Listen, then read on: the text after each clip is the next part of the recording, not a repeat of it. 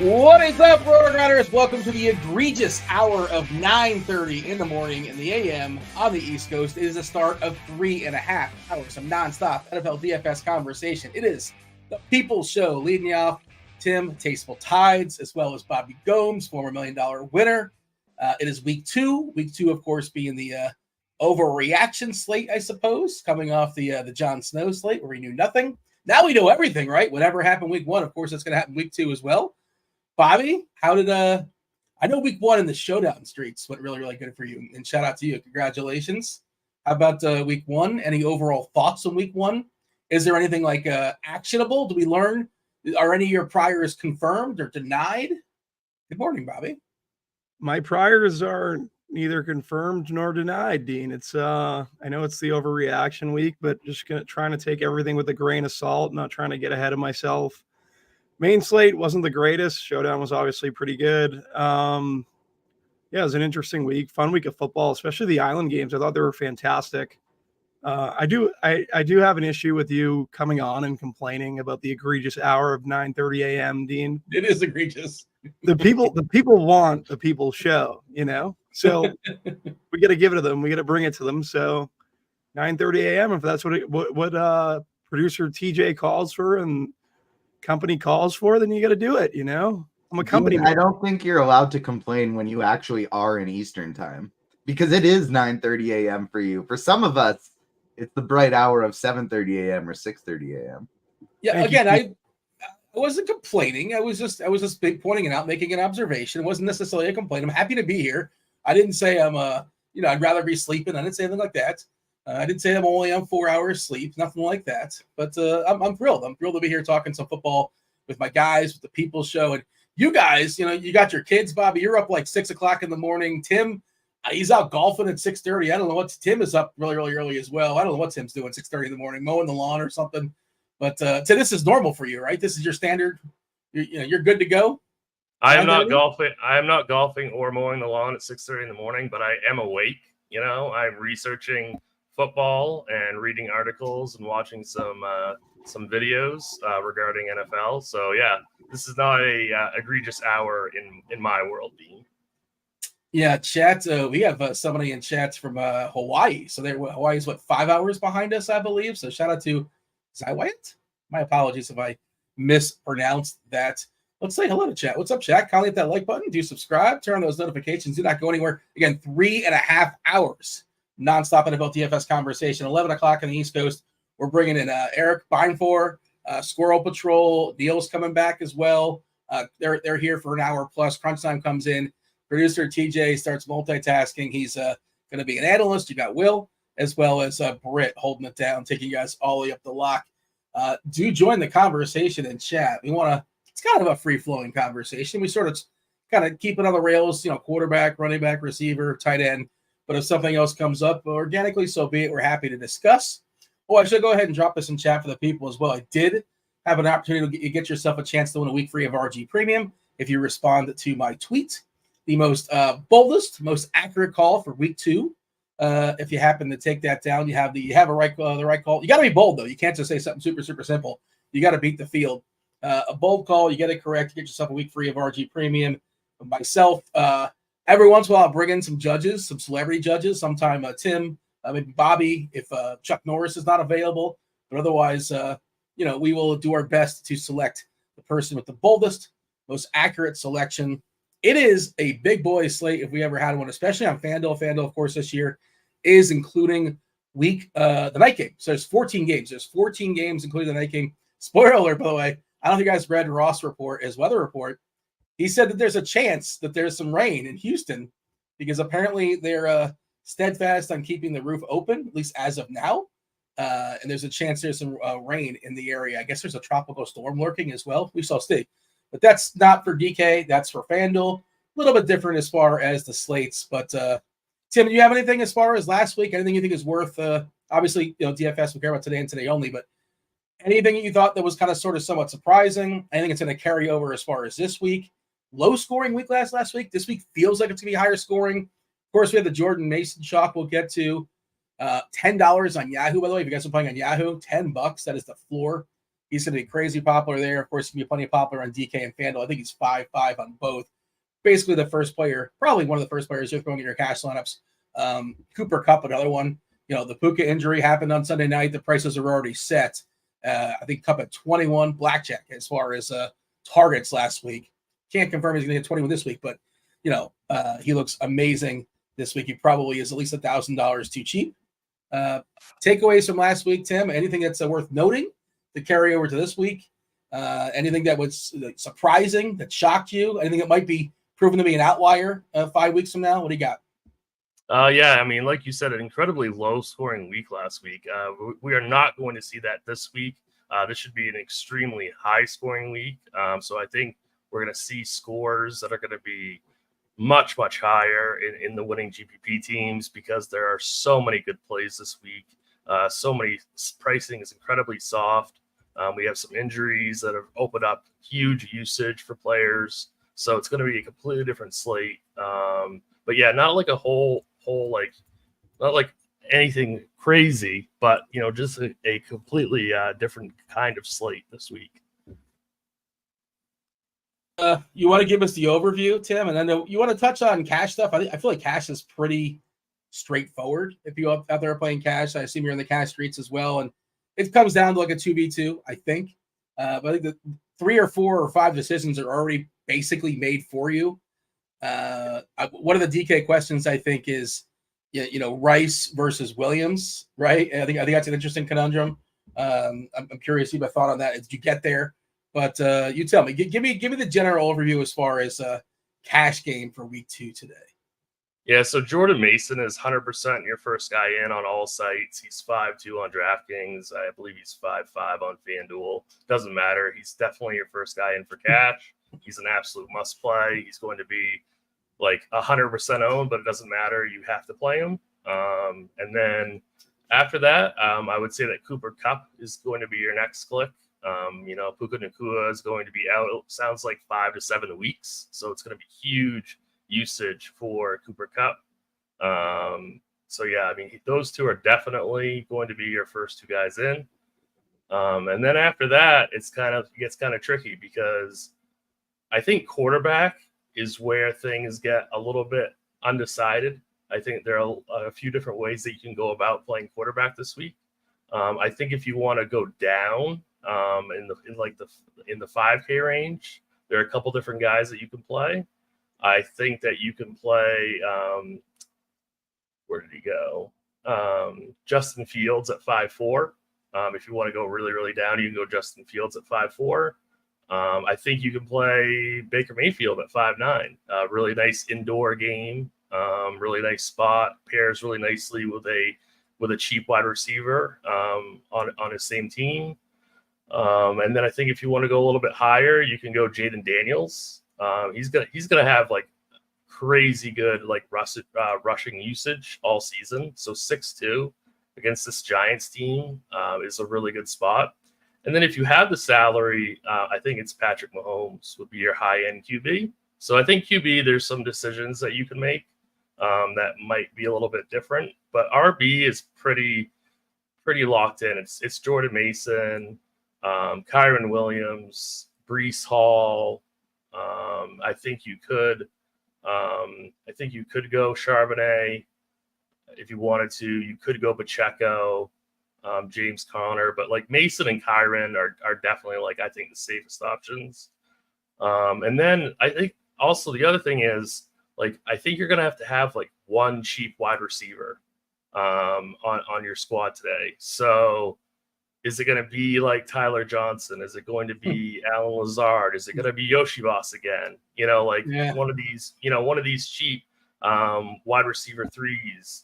Which one of these guys do we want to play? I think that's a pretty interesting decision because I think you do need to have one of them because you want to get to guys like Kupp, you want to play guys like Deebo Samuel, you want to play Rashee Rice, who I absolutely love today. So I mean, all these guys are in really, really great spots. And then tight end, I think you're living in that 3K range. Parkinson is going to be the chalk value play. I have no issue with him at all. I think he's fine for cash. Mike Gesicki, I think, is also fine for cash. I think he's also a fantastic tournament play. He's going to be a fraction of the ownership of Parkinson. So but I also think he's fine for cash. Schoonmaker for Dallas, I think, is fine for cash games as well. And then I also really like Brock Bowers if you have the extra money. I really like him at 4-4 today. So yeah, it's definitely. I think running back is pretty easy today in cash, and then like your high end wide receivers are pretty easy. But it's really your value wide receiver, and then your flex is going to be like your toughest decisions in cash. I want to get Bobby's over in a second, but I have a couple of follow-up questions for you, Tim. By the way, did you say Akins? I think Jordan Akins also in the conversation. Yes, absolutely. Yes. Okay, yeah. Yeah.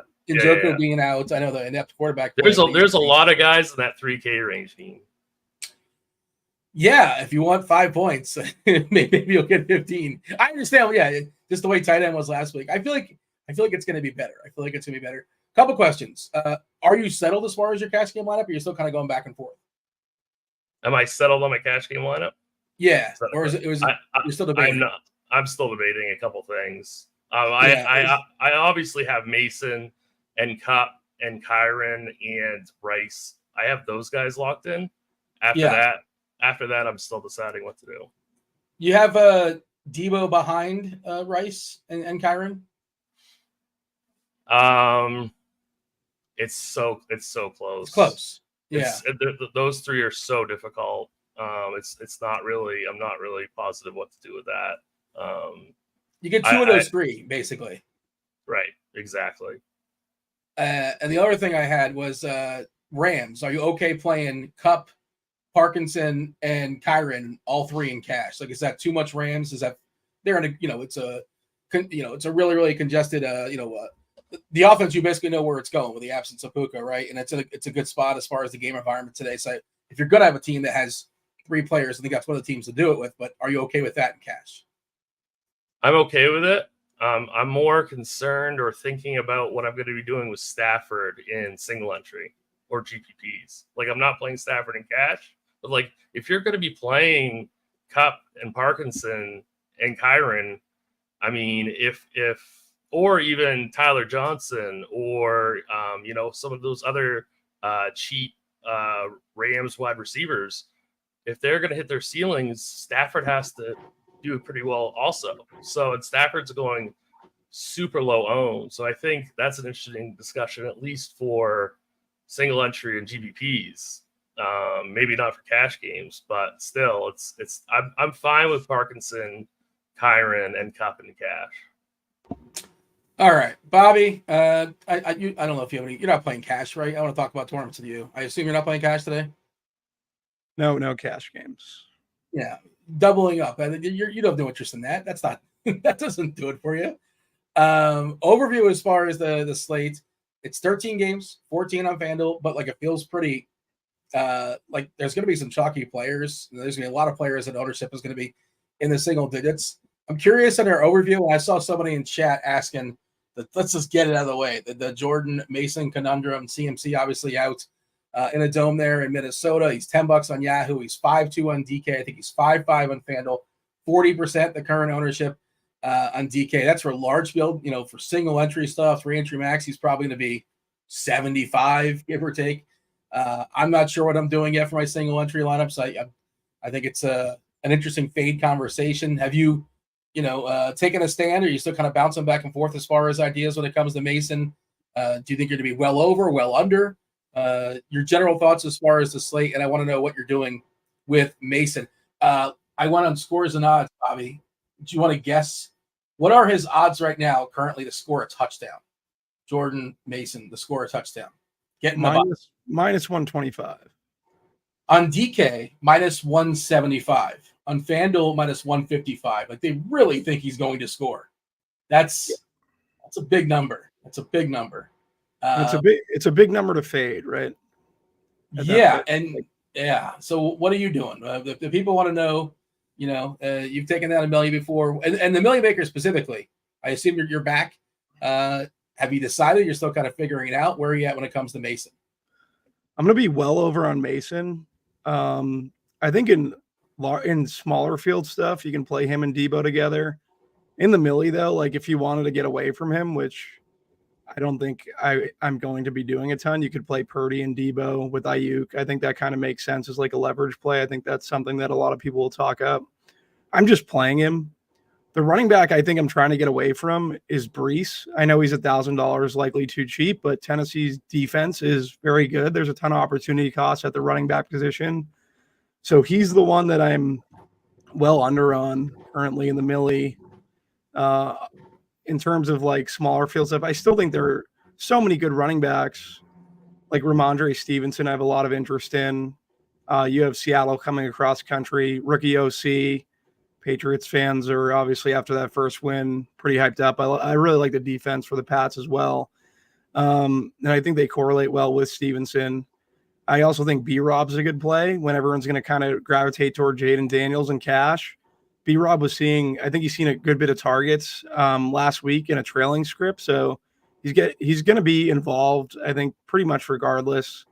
But I do expect them to be winning this game. So I like the idea of playing some B-Rob. Thinking about other running backs in that, like, I don't know, pivots off of, I think Derrick Henry is a fantastic pivot. What are they, like a 9-point favorite? 6,700 to Brees. This is the time you play him. Yeah. Yeah, this is the time you play him.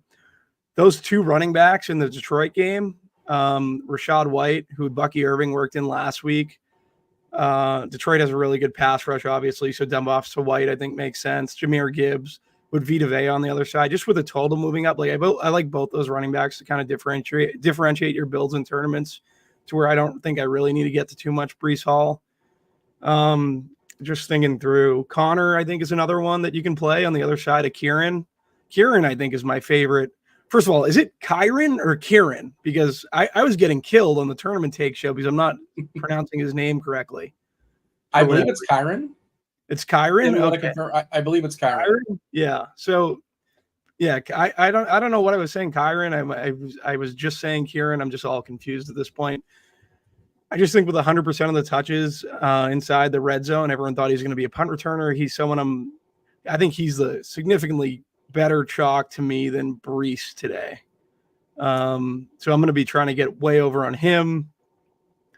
Other running backs that kind of interest me, just trying to think off the top of my head. Ford? No Ford for me. Just throwing some names your way. Oh, you mentioned Stevenson. I know, speaking of the Tournament Takes podcast, that was your bold call last week, the Patriots defense. They're perfectly fine again today. You know, the old West Coast to East Coast. They might think it's egregiously early if you're on Seattle because their clock is kind of messed up. But, yeah, I like New England defense again. You like the old correlation with Stevenson, who looked pretty competent last week, despite the fact that line's not known to be good? I do like the correlation because I know Gino's going to drop back and throw a good bit. What I will say is also just from playing Stevenson, I feel like he's going to get owned. So correlating with him with the Pats D, although the Pats D might end up a little chalky as well, but I don't think they're going to be the chalk defense that everyone kind of gravitates to in cash. Another running back that is in that game is Zach Charbonnet. I think he's going to be lower owned. I don't know where he's going to come in. Like maybe between 12 and 20%. He's just a full fade for me. Like I have zero interest in Charbonnet. I'm at least one J.K. Dobbins or Jordan Mason on all my teams currently today. I just think, yeah, you're forcing one of those. On the teams that I don't have Mason, I think Dobbins is just like the easy pivot. Jonathan Taylor, seeing like a good, like pretty much all the work in that Indy game with a favorable spread. He's going to be under 5% owned. Like every running back touched last week for Indy. Yeah, yeah. So for me, like I think Taylor is a very strong play. I also like Richardson. Like people aren't going to play Richardson, and I think Richardson just has a ceiling at all times. Don't really want to play the two of those guys together, but I do like Richardson. I think he might get kind of lost in the shuffle there. Another running back that I was thinking, Alvin Kamara is going to be my favorite run back in my favorite game, which is that Dallas New Orleans game. Ooh. I think he's going to be the guy on the New Orleans game. Side. Yeah, it's my favorite game. Like obviously the best game is Tampa and Detroit, but I think Cardi has it in the blitz as one of the pace up matchups, and just seems like do we know Lattimore's status? Like I would imagine he sits. I'm pretty sure he's out. Yeah, and the Saints could become an immediate pass funnel. So I really like CD and Dak stacks. I think Lamb can like put up 150 and 2 with like 8 catches. Like he can definitely have a dominating performance today, and it's like Amon-Ra is one of those guys I think can bounce back this week. Well, we'll see. There's lots of potential places to go. If you want run backs with San Fran pieces, of course Jefferson is the obvious one. He's going to cost you some money. Do you have any rules you're setting right now, Bobby? As far as I see multiple people in the chat are asking about, is it a 3 running back day? Is it 4 receivers? Do you have any hard and set rules on that? Where are you at as far as forcing 3 RBs or 4 receivers? So I don't think it's like, so a lot of people just force 4 receivers. I don't think you necessarily have to do that. I think a guy like Kyron Late has a ton of like ceiling. I think the same can be said about Connor. I like Najee Harris for Pittsburgh. Just guys that have ceiling. Like I'm not really worried about. I want ceiling in my flex spot. That would be my main concern. I'm not really concerned about position. And Tim, they were asking that as far as cash. I know we kind of cleaned up that conversation, but I think part of that is, well, are you playing Kyron or are you playing Rice? I think that's kind of the answer to that question. Because I think that's a lot of people are going to end up on one of those two as their flex, however you want to phrase it. I think that's actually the San Fran game is 1:00. 10 games early, 3 games late. Don't get me on my soapbox, but come on, what are we doing here? We're trying to watch Red Zone. You can't make it 8-5. You can't do that, Roger. You can't. Tim, this doesn't tilt you. You don't care, but this tilts me. This bothers me. It doesn't seem that hard to make work. But anyways, a different conversation for another day. Tim, do you have a hard and set rule on that, or it's just like you're just looking for the best combination and you don't care if it happens to be 4 receivers, happens to be 3 running backs, that's that. And the thing is, Debo is partially a running back himself. So, But I think I am going to go 3 running backs, but it's not set in stone. I don't think that's a lock decision because I also really like Chris Godwin in cash games, and he's only 6K. Sure. So I think he's interesting as well. So I don't think it's a lock to play 3 running backs in cash, even though that is the way that I am currently leaning. All right, we're kind of bouncing back and forth as far as the overall, but I did want to get us on track here. Quarterback-wise, just in general here, Tim. Let's just knock out the quarterback position. If you guys have any quarterback thoughts, by all means, share them in the chat on the YouTube. While you're there, hit the like button, do subscribe, turn on notifications so you know when we go live.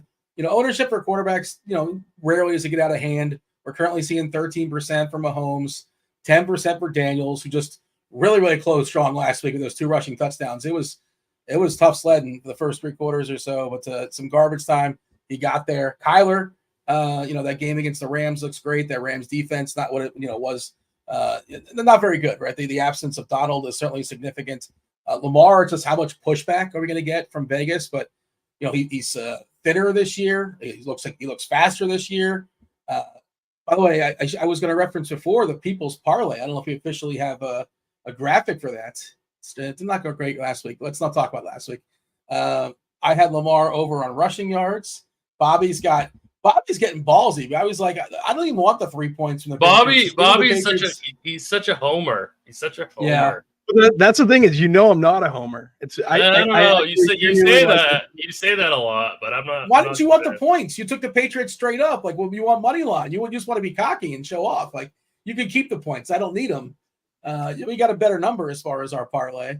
And then Tim, what was your selection? I think you had. You tell me. I took Rashee Rice 70+ receiving yards on DK, but I think his actual receiving prop is 68.5 is what you got. But I took the 67 70. Yeah, I took the 70+. So both of you guys got a little cocky. We took the L last week, and we're getting cocky this week. That's what we're doing. We'll see. It can't get any worse. It can't get any worse than last week. Well, it was Bobby's fault. Like I lost by a hook. I think Bobby got shellacked. I'm pretty sure. I don't remember. All 3 of us we were wrong. If you're gonna lose, we lost Ricky Bobby style. We lost. We were 0 for 3, which is fine. That's how. Whatever. We'll get it back this week in theory. But yeah, Bobby, pitching, quarterback pool. Right. We're talking about 26 guys on DK, 24 on FanDuel. Yeah. Who are your pitchers today? I don't know who's playing baseball. I got to be honest. Although my season long, it's really, really tight. It's coming down to today. Bobby, you tell me. Do we whittle down that pool? Are we still kind of figuring it out? Ownership, not a big deal, right? Mahomes at 14, Daniels 10, Murray at 8. Love Murray today.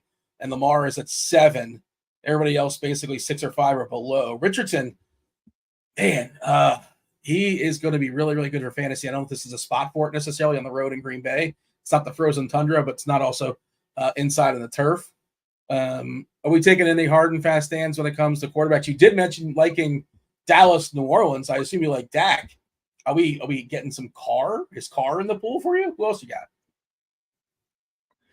No car. I currently have Jared Goff. I just think Goff's in a phenomenal spot. The secondary is banged up for Tampa. They're going to be blitzing everywhere. Really like Amon-Ra St. Brown to correlate with Goff, but also Laporta, Jameson Williams, Gibbs. I think those guys are all fine as well. Baker, just pretty much same game. Godwin's correlated to Baker. I like getting over on Evans a little bit and Jalen McMillan at that cheap wide receiver position, who Tim had a great touchdown call on last week on the show. That's who I'm kind of stacking with Baker. Dak is my third highest owned. I got him with CD, obviously. I think you can run him, have Schoonmaker run back with Kamara. I think Shaheed is in play. The Saints played more. Dallas played more zone than they typically do last week, and that schematically kind of works out for Shaheed. If they kind of revert to that same situation, so I like Shaheed as a run back on the Saints side with in Dak stacks as well as Kamara. Brock Purdy, I'm playing a good bit. I think I'm playing him with Ayuk and Debo more than I am with Mason. Jaden Daniels, I'm playing Jaden Daniels I'm playing Jaden Daniels with Luke McCaffrey. He's going to be the guy. I'm playing him naked, I think. But I'm playing him in larger field tournaments. What is going? My screen is once again frozen. Justin Fields. You look like the thinker. You're frozen. We hear you just fine for the record. You're in deep thought, Bobby. Justin Smalley over here. Justin Fields is someone that I'm going to have an allocation to as well versus Denver. Any pairings or a la carte? Pickens and Freiermuth, but when you're playing those two, I think you're just playing them with Fields. Make that rule. I know Pickens gets Surtain. It didn't really matter with Terrell last week, so I don't know. Freiermuth's the interesting one, though. And then Anthony Richardson, and currently I have Anthony Richardson with either Josh Downs or A.D. Mitchell. Bobby, did you mention Baker at all, Bobby? Yeah, Baker, obviously. Yeah, and he's like giving you props last week, I believe, for the Baker call. Yeah, Baker was awesome last week. He's going to be awesome this week. So he kind of has to put up, the 303 because he doesn't move a lot. The Mitchell thing, it's not attached to the Richardson, but like if you were watching Red Zone, if you're just watching highlights, he was so close to having a monster day. He ended up doing nothing. He might have had one catch or something like that, but the air yards, if you can take those air yards and turn them to fantasy points, and I think that's just going to be Richardson. Like he's not the most accurate quarterback, but the arm is electric. It's absolutely absurd. Of course, the legs are as well. Maybe a different story. Mitchell will be chalked this week if he connected on those passes. He'll be chasing those touchdowns. But scoreboard. Tim, you're playing 3 entry max, single entry stuff. Quarterback wise, Who is in the pool? Are we still figuring it out? I'm still kind of figuring it out. I'm kind of open to. I think Kyler might be my favorite, just because I love that game too. The Arizona Rams game. I'm pretty sure that's going to be my main, lineup, like the 250 or whatever it is. I'm looking forward to stacking that game up. Try to be a little bit different. How about yourself? You tell me some of the quarterbacks you like for the 3 entry max, single entry stuff. Give me the pool of quarterbacks you're picking from. Yeah, love the Kyler call. He's definitely in the pool that I'm picking from for 3 max. Baker Mayfield, I absolutely love. He might be my favorite once again. Great game indoors. Really, really nice condensed, target shares between Evans and Godwin. Like, we know where the production's going. Should be a really, really good shootout game. So Baker might be my favorite currently. I'm getting to a lot of teams that I like a lot with Justin Fields, which does not make me feel very good about myself. I'm very, very nervous about that. Considering playing Justin Fields in cash, which makes me very, very nervous. Move, Tim. It's the right move. Fields in cash this week. Yeah, it might be. It really might be, and it's very uncomfortable because I hate Justin Fields. So I wouldn't do it officially, but I'm not playing cash, so I guess I can't. If I play Fields in the Saints defense, I get to play literally every player I want. Yeah, play Arizona defense. No. Defense is whatever. Well, you think New Orleans defense is distinctly better than Arizona? I don't think so. Like, as far as today, considering opponent and all that. It's a cash game. They project for more points, and it's a really fast-paced game, and so that's what I like about it. There's just going to be a lot of plays, a lot of potential sacks, interceptions. I think they're going to get scored on a fair amount, but I think defensive touchdown, a couple picks, couple sacks are very much in the cards. Do you think the Saints defense is good? I know that they were great last week versus Carolina, and what can you really take away from that? Or it's just like they played Carolina, or it's somewhere in the middle. Like, they probably aren't as good as they looked last week because everybody's going against Carolina. No one's going to look as good as they are against Carolina, but this has been a top 5 to 10 defense consistently for the last 3+ years.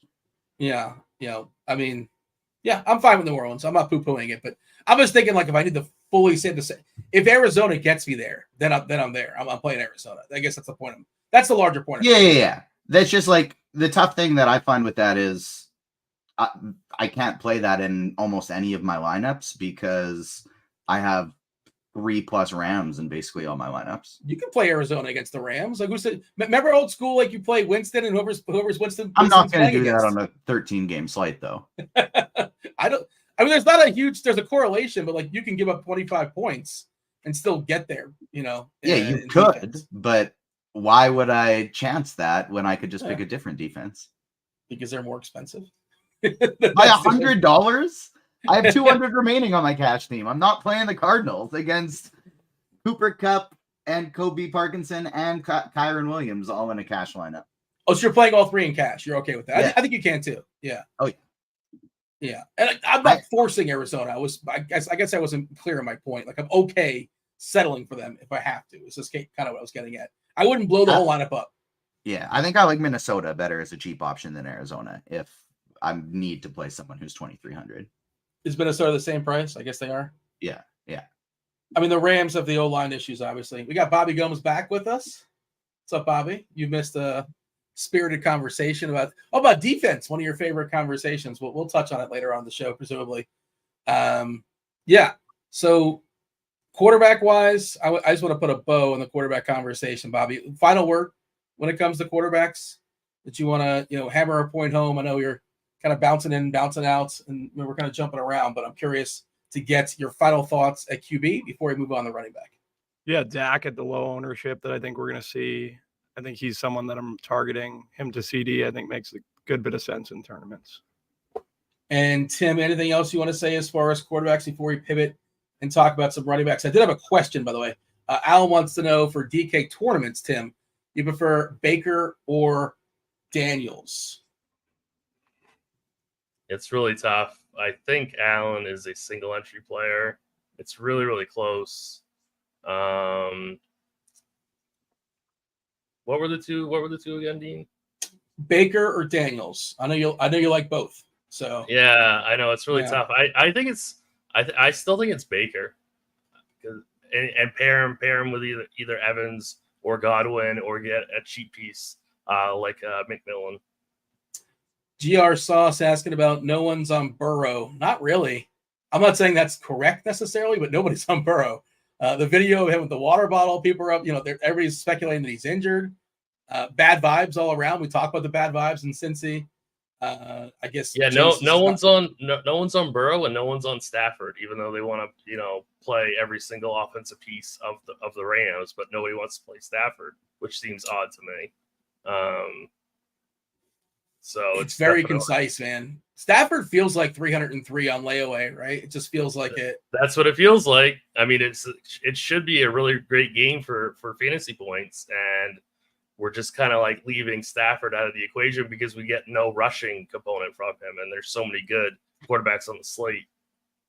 What do you got, TJ? With Stafford, like I'm playing a lot of them. Him and Baker are my two favorite tournament quarterbacks. But I think because there are so many QBs with rushing upside on this slate, if you play Stafford, I think it's got to be not just a double stack because everybody's playing 2 Rams anyways. I think it's got to be a triple stack.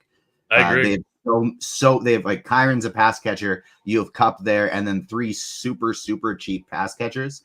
I think you have to play 3 if you're playing Stafford. Does anybody have a lean as far as Tyler Johnson versus Demarcus Robinson and Colby Parkinson? How would you rank those, Tim? I know we're going to talk quarterbacks, so kind of like this came up organically. Robinson, Tyler Johnson, and Colby Parkinson. I know Colby's a tight end, but I think you got to rank. I think you have to rank Colby first, and then I think it's Tyler Johnson, and then Robinson. And then also, I think in a millie maker, like one of the lotto tournaments, what about Whittington, right? I mean, it wouldn't shock me if he. That's a Bobby question. I know, but it wouldn't shock me if he went for a long TD. You know, I mean, it wouldn't be that surprising. What do you got, Bobby, on these Rams receivers and including Parkinson as well, as far as the Rams cheapies in general? It would be Parkinson 1 for me in tournaments, then Demarcus Robinson 2, and Johnson 3. So it's just the reverse of Tim. All right. That's a one. Anything else as far as quarterbacks popping up in chat? I don't believe so. We can move on and talk about running backs in just a second. Before we do so, skip the trip to Vegas. Splash Sports. They host NFL Survivor and Pick'em pools every single week. Available 34 states, including Canada. Week 1, pick one winning team each week for a chance to win $1 million. Remember to not use the same team twice. Join us now, week 2, for the RotoGrinders Survivor Revival Tournament, as you see on the screen right now. Just $20 as far as the entry fee, with over $20,000 to be won, plus RotoGrinders premium prizes for the top 20 finishers. Check the links in our description for more information, for more details, and for even more information, maybe a helpful, sharp person will maybe lead you to the right spot and tell you what team to choose. Maybe we have a video for that. I think we do. What's up, everybody? Chop here with a pick for week 2 in Splash Sports. If you haven't heard about Splash Sports, jump on in there for all their pools and picks and all sorts of tier contests they got going on there. Week 1, a little rough. Took Cincy in the Survivor. Didn't work out, but good thing we can go to the Revival pool for $50K on Splash Sports, in addition to a lot of other price points they have for the Revival starting in week 2.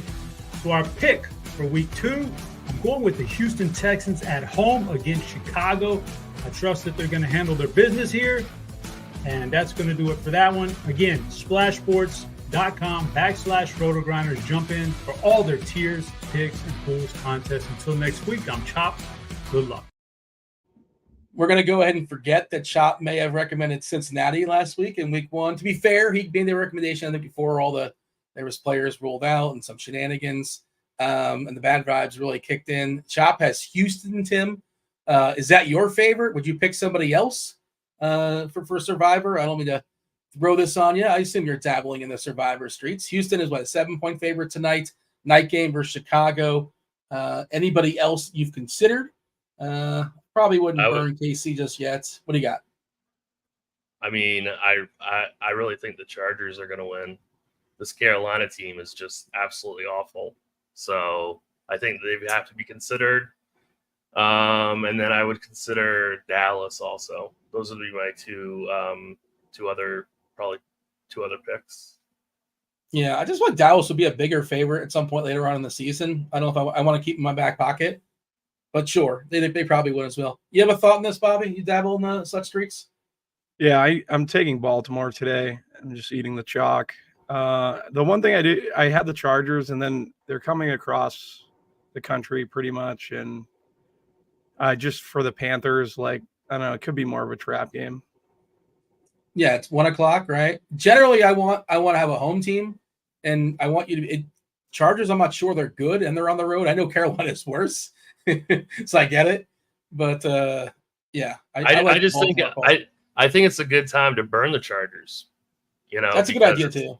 You know what I'm saying? Because I don't think they're going to be like some like juggernaut team. So I think it's a good time to use them. But yeah, I'm fine with Baltimore.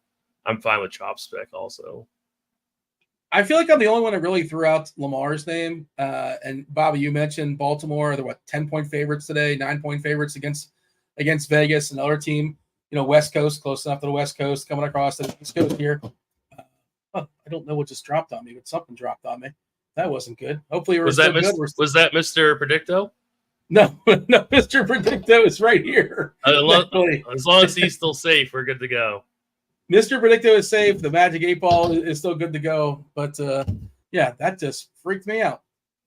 Bobby, do we have some Lamar, and who are you pairing him with? The obvious stuff? Are we chasing likely? Is it a bounce back week for Andrews? Yeah, your thoughts as far as Lamar in general. I know we're moving on, but I feel like we haven't talked about him much. Maybe nobody's playing him. I'm not like playing 100 yards on the ground. Yeah, I'm not playing Lamar. You made the case for him, and I think it's a good case. I just think this game kind of plays pretty slow. And I do like Henry. I do think Henry's gonna get in the box twice today, so I think it's more of a Henry game for me. Yeah, the other concern is Vegas, do they punch back? How much can they punch back? How much are they going to force Lamar to actually do stuff in the second half? That is the concern as well. Okay, good. It's really tough to run it back too. Like Brock Bowers, like Tim said, as a cash play, I think Brock Bowers is the best play on the Vegas side, and then there's really no one else. It's a really tough game to stack when we have all these games that are really good for correlation. We kind of touched on running back before, Tim. Feel free to open it back up. Obviously the audience is not everybody is up at 9:30 watching the egregious hour of 9:30 in the East Coast watching the show. So we might repeat ourselves a little bit when it comes to RBs. But Tim, talk about running backs. Mason for sure. Your cash game lineup, it just comes preloaded. You're going to be playing some Jordan Mason. It is what it is. Brees Hall is going to be pretty popular. Kyron Williams, 20% we're seeing. I'm on FanDuel right now, and I was looking. I'm like Joe Mixon. Joe Mixon's on the FanDuel slate, which is, I guess, a really, really strong play. Of course, DraftKings cuts off that last game. No Sunday night game on DK. You can play a little showdown stuff. There will be a showdown show later on tonight if you're not aware. Ownership-wise, Mason number 1 at 41%, Hall 36, Kyron 20, Charbonnet 14. That backfield appears to be Hez there. Tough matchup there with New England, but probably sees a bunch of volume. Other side of that game, Stevenson's getting 13%, Pacheco at 12, Ford 10, Henry 10. Oh, Henry Ford. How about that? Both at 10%, and everybody else is coming in lower. James Conner, less than 10%, is really, really appealing, assuming that holds. Tim, give me your outlook as far as running backs. Yeah, so I was curious how Jordan Mason would sim in sim labs, and he sims very, very well. So, I'm still sticking with Mason in GPPs. I know he's going to be super chalk, but I'm going to eat that. After that, though, there are tons of really, really strong plays at RB. You can obviously go the Kyron route. I think Brees Hall is in a fantastic spot. But then we get these guys that are going to be like super low owned that are in really, really good spots. Like Isaiah Pacheco at 6'9". I think Josh Jacobs at 6,500. Like, they're not going to be able to move the ball passing, I would imagine. So, they're going to have to use Jacobs a ton, and he's going to be 3% owned. So I like Josh Jacobs quite a bit in this spot. On that note, mine and Bobby's guy, Marshawn Lloyd, expected to play in week 2. Well, wow. Is he your guy in best ball, or you're talking about in best ball? In best ball, I want to be. Lloyd. You're not playing him, but if that does slightly downgrade Jacobs in the sense of he may not get as many snaps, but I still think he's probably good for 70+% snaps. Okay. Just want to throw that out there because that news came in seconds ago. Good. Yeah. I also really like Jahmyr Gibbs at 6'6". He's going to be, I guess, probably between 5 and 10% ownership. I love James Conner. We're playing so many Rams. We got to run it back with somebody, right? So he's going to be under 10%. This slate is just so wide open with so many really, really strong ceiling plays that are going to be like ridiculously low owned. Yeah, I think that's why you're probably supposed to not, lean into all the chalk, because like you said, there's a lot of games, a lot of good environments that are just going to be kind of somewhat ignored because of Jordan Mason, or you have the money for Breece Hall. And can I just say one other thing, Dean? Sorry. Yeah. Go for it. Ebeimfohr tagged Brian Robinson at 5'8" because that's unbelievably good leverage off of Gene Daniels. So, and Robinson's going to be like under 5% in what should be a pretty decent game environment. So, I mean, I absolutely love that call by Erik. And so even in this under 6K range, there's plenty of like really, really solid plays. I think also going back to J.K. Dobbins in this unbelievably strong matchup against Carolina is also a very, very strong play. Not to go all hand in the dirt on you, but the Giants' front line, their front defensive line, is supposed to be dramatically better than Washington's O-line. So, I mean, I'm not saying you can't play Robinson, but just whatever. That'll probably have Daniels running around again. I think every defensive matchup against Washington's front five is, their O-line is not supposed to be spectacular. They didn't really set them up for success. Bobby, big stands as far as running backs. Anybody you're going to be well over, well under? Anybody you're crossing out? I know you talked earlier in the show about Breece Hall. Was he getting the X? It sounded like he might have been getting the X potentially, which is Breece is the one chalk play that I'm going to give the X to. Whew. Which one, Bobby? Who was it? Were you nervous? Breece. Yeah, it's pretty nerve wracking. He puts up like 23, you're fine, right? He puts up 25, you're fine. What's the number he puts up where you're in trouble? 35? Yeah. I don't know. I'd say, probably around 26, 27. Yeah. I'm starting to get in trouble. For me, I like the Robinson call too. I think Erik's right on point with that. I will say, I hope he's not playing Daniel Jones on the other side, because that seems like the correlation aspect that he's probably going for. But I do. Yeah, definitely neighbors on the other side. But yeah, from a running back perspective, I think Kamara is going to be a guy that I'm going to have a good bit of. Stevenson, like I said at the top, I think Stevenson's a good play. Even at 6'2", I think he's a good play. Majority of my Stevenson teams will be with the Patriots defense. Najee Harris, I think he has more ceiling than what we're giving him credit for. I think he has that he's kind of, I don't know. I from a running back, from an end zone perspective, there's obviously Fields there, but I feel like he's going to get all the work in that scenario. So I like him versus a pretty terrible Broncos run defense. James Conner as a run back for those Rams guys, I think makes a lot of sense. Who else? Kyron's my favorite play in the whole slate. I think he's just a really, really good play. Rachaad White and Gibbs in that sped up game. Derrick Henry, obviously. Those are the running backs that I have the most exposure to. I'm going to work JT in there somehow. Gibbs versus Montgomery. It sounds like you have Gibbs ahead of him. I have Gibbs ahead of him. Yeah. No Montgomery with Vita Vea, hand in the dirt call, but yeah, I'm not playing any Montgomery. Hey, this is I don't know if you guys play on Yahoo at all, but Jordan Mason's $10 over there. It's the floor. Can I hit the lock button on Jordan Mason? Can I just lock him for 150? Is that too bold? If I'm running 150 lineups on Yahoo, can I lock him in at $10, Bobby? I think you can make the case to lock him in DK at 5,200.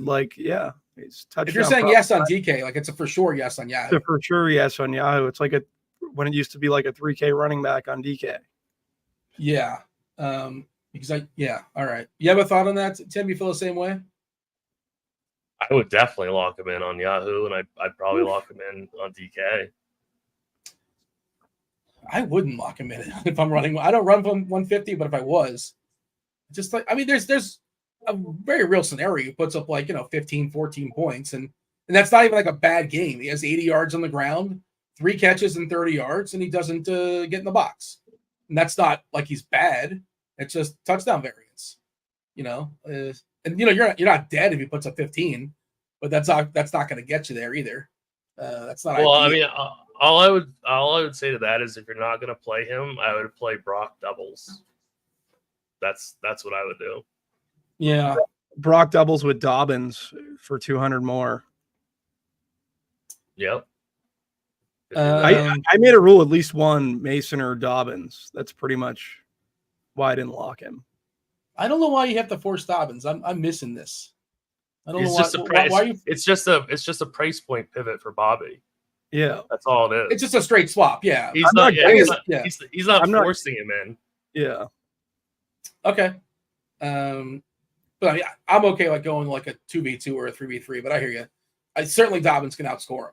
And like that then your thought process is you're well ahead if Dobbins outscores Mason. And that's, definitely within the realm of possibilities. We currently, our median projection right now for Mason is 17, 18 points on DK. We don't do like the 4X stuff anymore, but that's close to pushing 3.5, 4X or so. Do people still talk in that terms? I don't think so, but we used to once upon a time. Tim, single entry running back. Is there one you're kind of landing on? Is it like I'm just going to latch onto a certain game, and then just pulling back a little bit? We've kind of touched on certain like game environments look pretty appealing. How much are you willing to play of a game when there's 14 games on FanDuel, there's 13 games on DK? Are you willing to play triples and then running back with two guys, and where you have like 5 or 6 players, basically most of your lineup in one game? Are we okay doing that in single entry, 3 entry max? Is that something you're kind of seeking out, or if it happens organically, you're good with it? Yeah, I mean, not all 3 max and single entries are created equally. A lot of that has to do with field size, in my opinion. I'd say the larger the field, like some of these $150 3 max contests are bigger than others. In the bigger ones, I would do that 5 pieces of one game and just hope it goes crazy. But some of the smaller ones, I don't think you have to necessarily do that. So really, to me, it really depends on field size. But it's certainly something that you can do. Like obviously like this Rams Cardinals game is like really, really amazing game stack material. I'm just worried that it gets a little bit too steamed up because we already know the Rams are going to be extremely popular.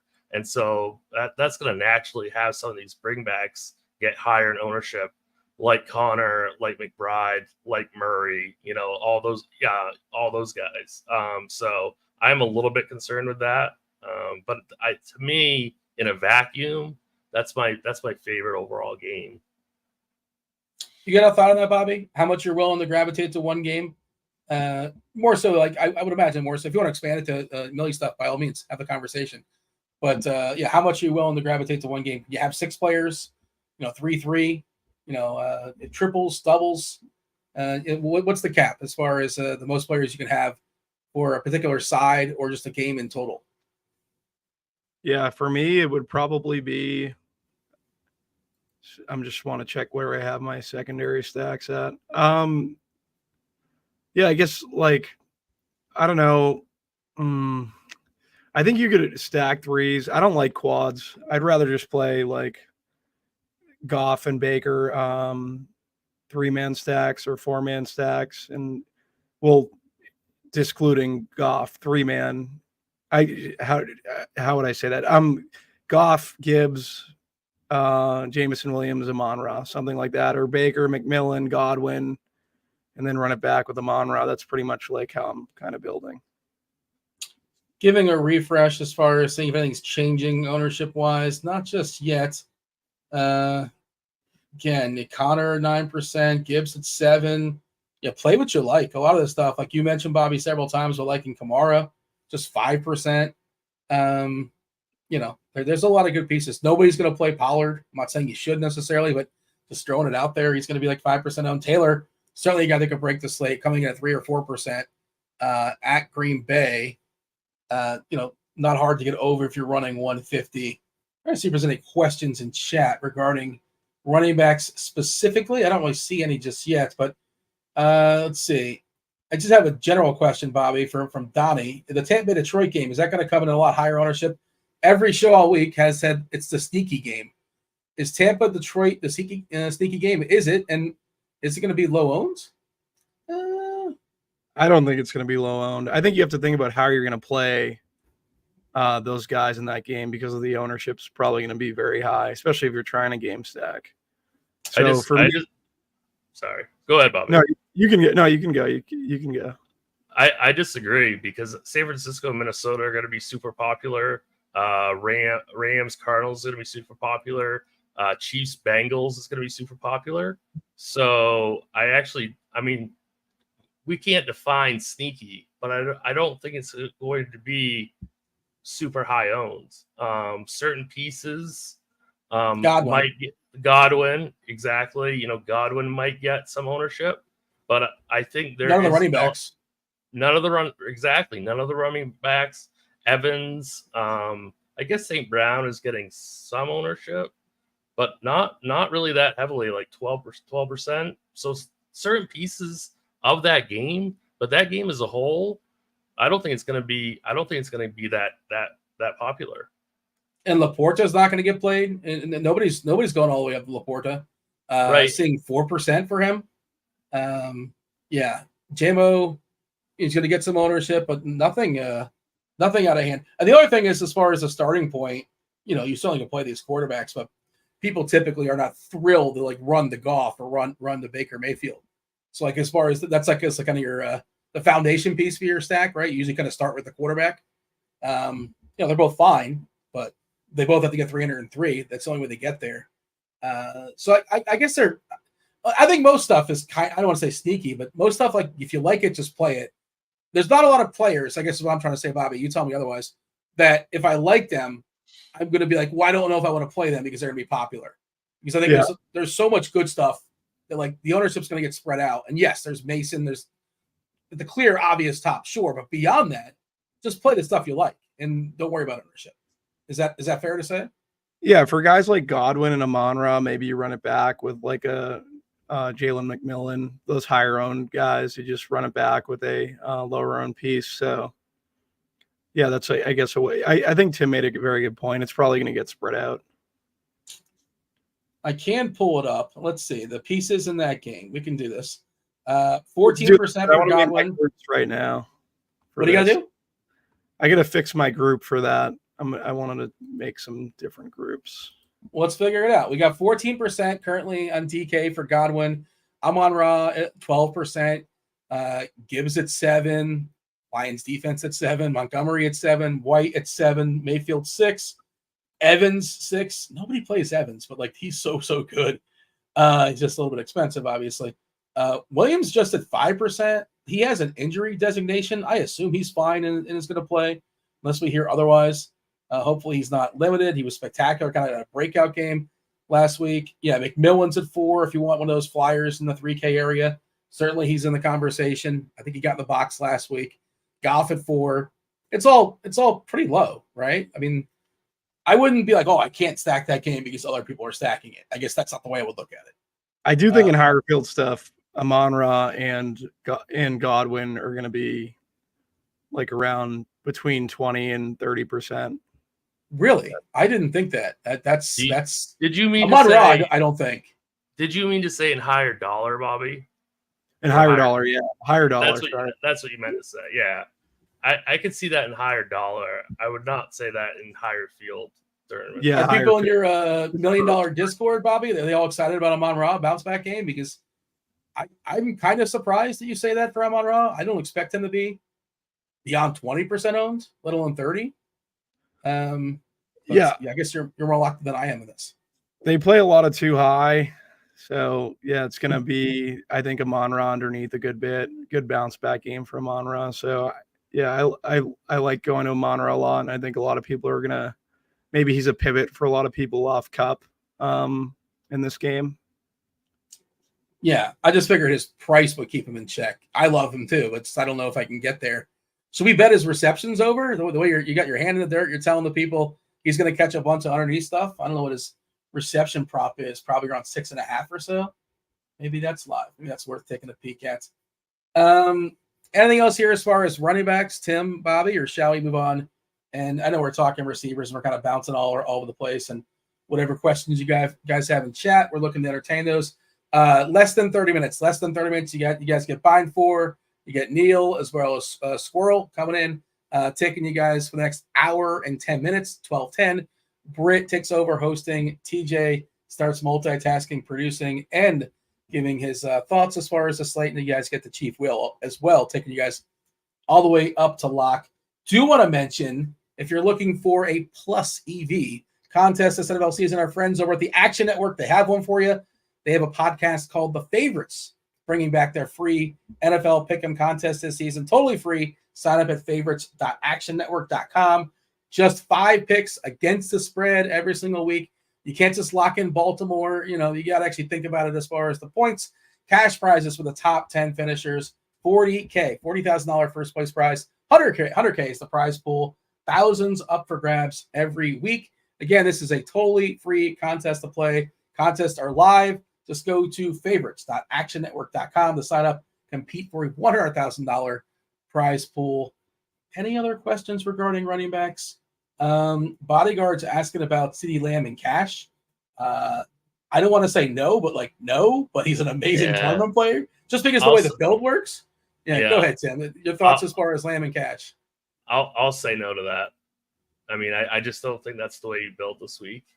Even though it's a fantastic wide receiver, but I don't think it's a good play in cash. Yeah, he's awesome, and I don't want to discourage it, but it just doesn't seem necessary. And it's hard to say without looking at their lineup, but like somewhere in that lineup, there's a mistake being made if you're landing on Lamb as your receiver. And again, he could be spectacular individually, but you probably goof somewhere else.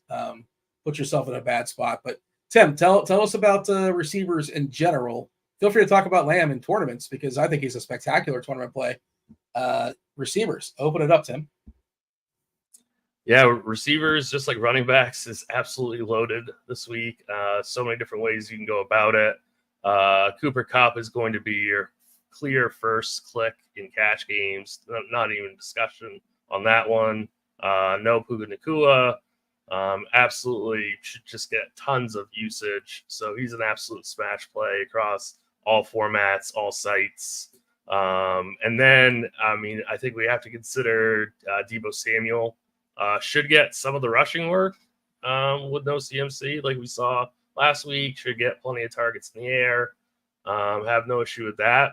Rashee Rice, he's my favorite player prop on the week. 6'7". I think he's an absolutely amazing play. I think one guy that we have not mentioned yet, who I was kind of considering for cash games and single entry, is Malik Neighbors at 5'9". I would assume later on in this season, he's going to be probably, $1,500 more. And we're currently getting him at under 6K going up against this terrible Commanders secondary. So the only problem is it's Daniel Jones throwing to him, which is a little bit sketchy, but he's going to get peppered with targets. So I think Malik Neighbors is a fantastic play. We talked about Chris Godwin. We love that game. I think 6K in this game environment is far too cheap. And then some of the other guys that we haven't mentioned, like Xavier Worthy, 6'1", like he's not going to get you a lot of volume, but he has such amazing explosive upside that I don't mind him in GPPs. Don't mind him as part of like a Mahomes double. With Mahomes, Rice, Worthy, something like that. You could run that back with some of those, like a cheap Bengals wide receiver. So I don't mind that. I kind of touched on Mike Evans quite a bit because I do like those Baker doubles quite a bit. But I think the hardest part about this slate, and I said at the beginning, is where we go with these cheap wide receivers like a Lazard, like a Yoshi Voss, like a Tyler Johnson, Demarcus Robinson, Wan'Dale Robinson. There's a lot of these really dirt cheap guys that are kind of uncomfortable. And I think you can poke holes in a lot of these projections, and they are going to come with some ownership. So, but I think they are kind of necessary in like a more like optimal build. cash game type build. Who's your favorite? And I use that term loosely. Who's your favorite amongst that nonsense? Like in the 3Ks, if you want to use 4K specifically, on the nose, your favorite receiver, 4K or less on DK. Yeah, it's really, really tough. See, I think that I think Mike Williams is going to play a little bit more than he did last week, so that might eat into Lazard a little bit. I'm a little bit nervous about Lazard. Yoshibas played every snap at 3K.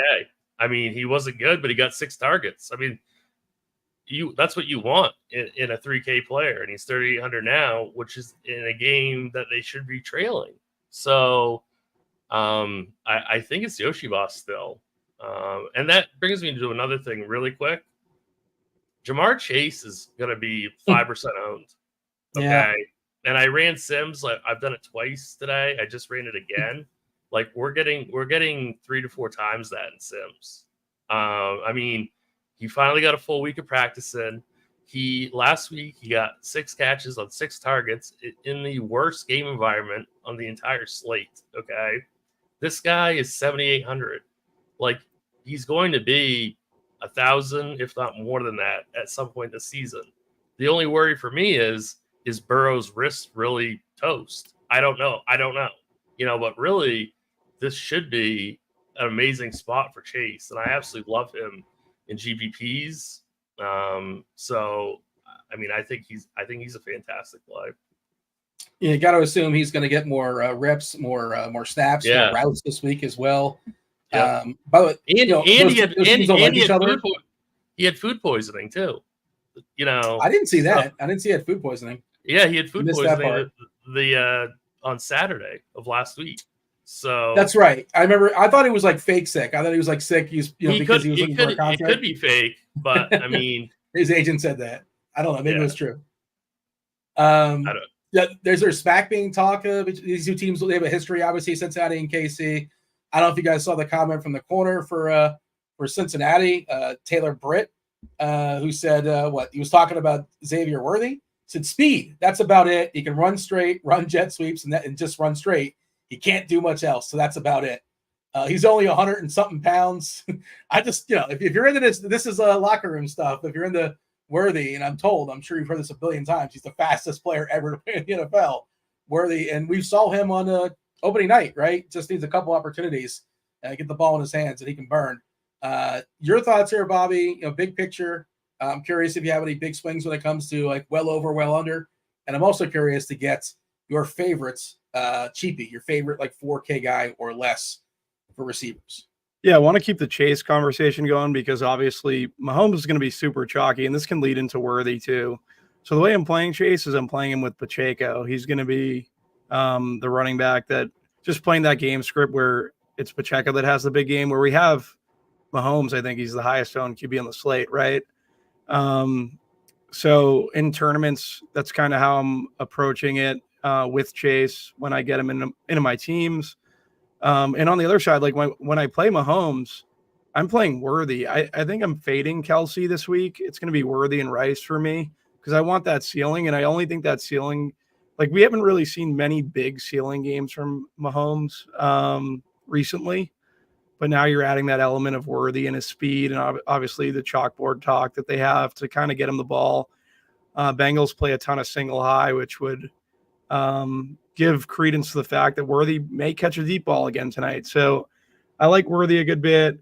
Garrett Wilson, I think, is an interesting pivot in that Jets game off both Lazard and Breece Hall.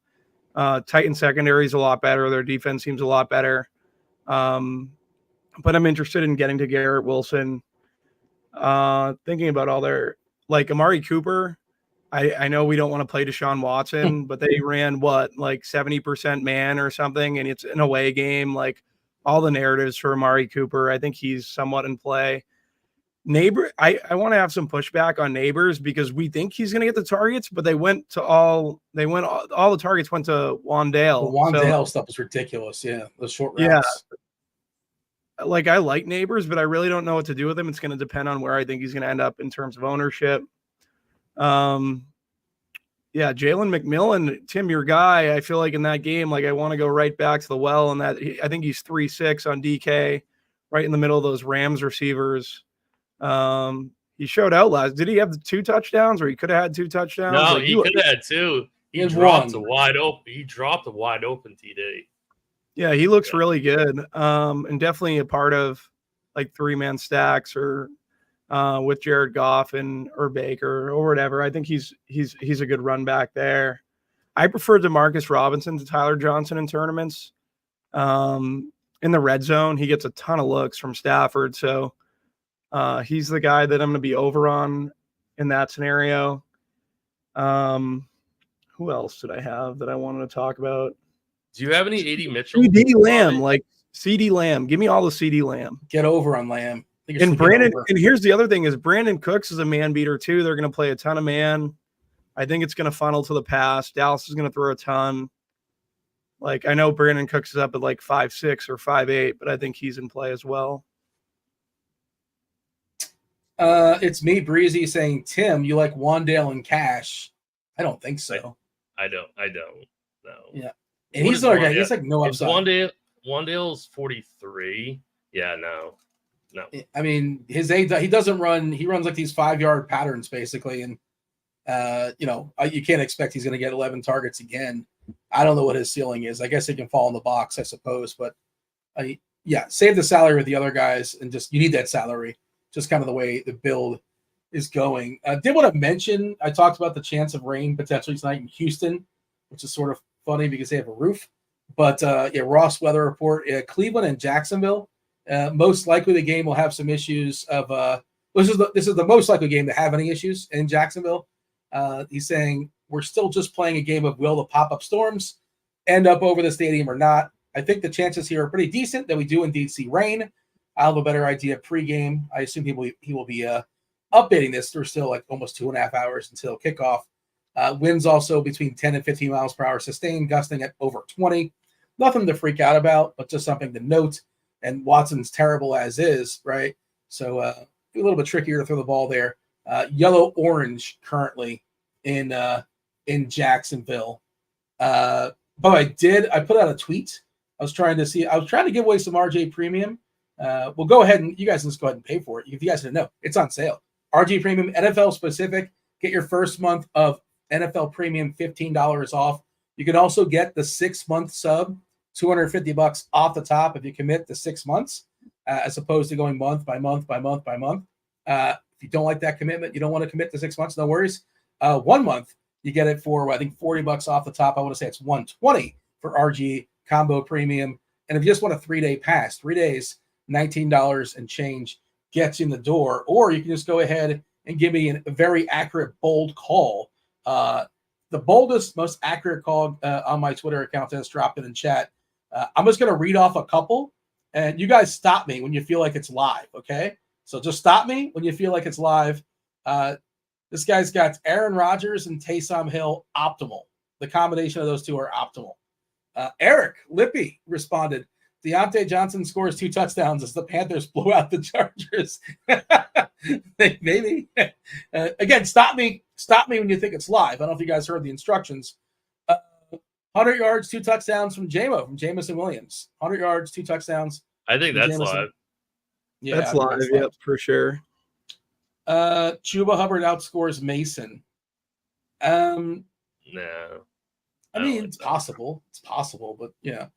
Daniel Jones is the top scoring quarterback in the main slate. No. Well, I mean, he doesn't need to be. For the record, doesn't need to be. Trey Tucker is the winning GPP in the roster. I mean, that is ambitious. I appreciate the ambition. Double elite tight end week. That's another route that I don't think anybody's going. Double elite tight end week. I'm trying to. So that's like McBride and who's Kelsey and Laporta and Kelsey. Okay, because we 2 don't of really those have 3. that, we don't really have that many. And Kittle, I guess. Yeah. Justin Fields, the top 3 quarterback from floppy disk. Anthony. I don't hate that.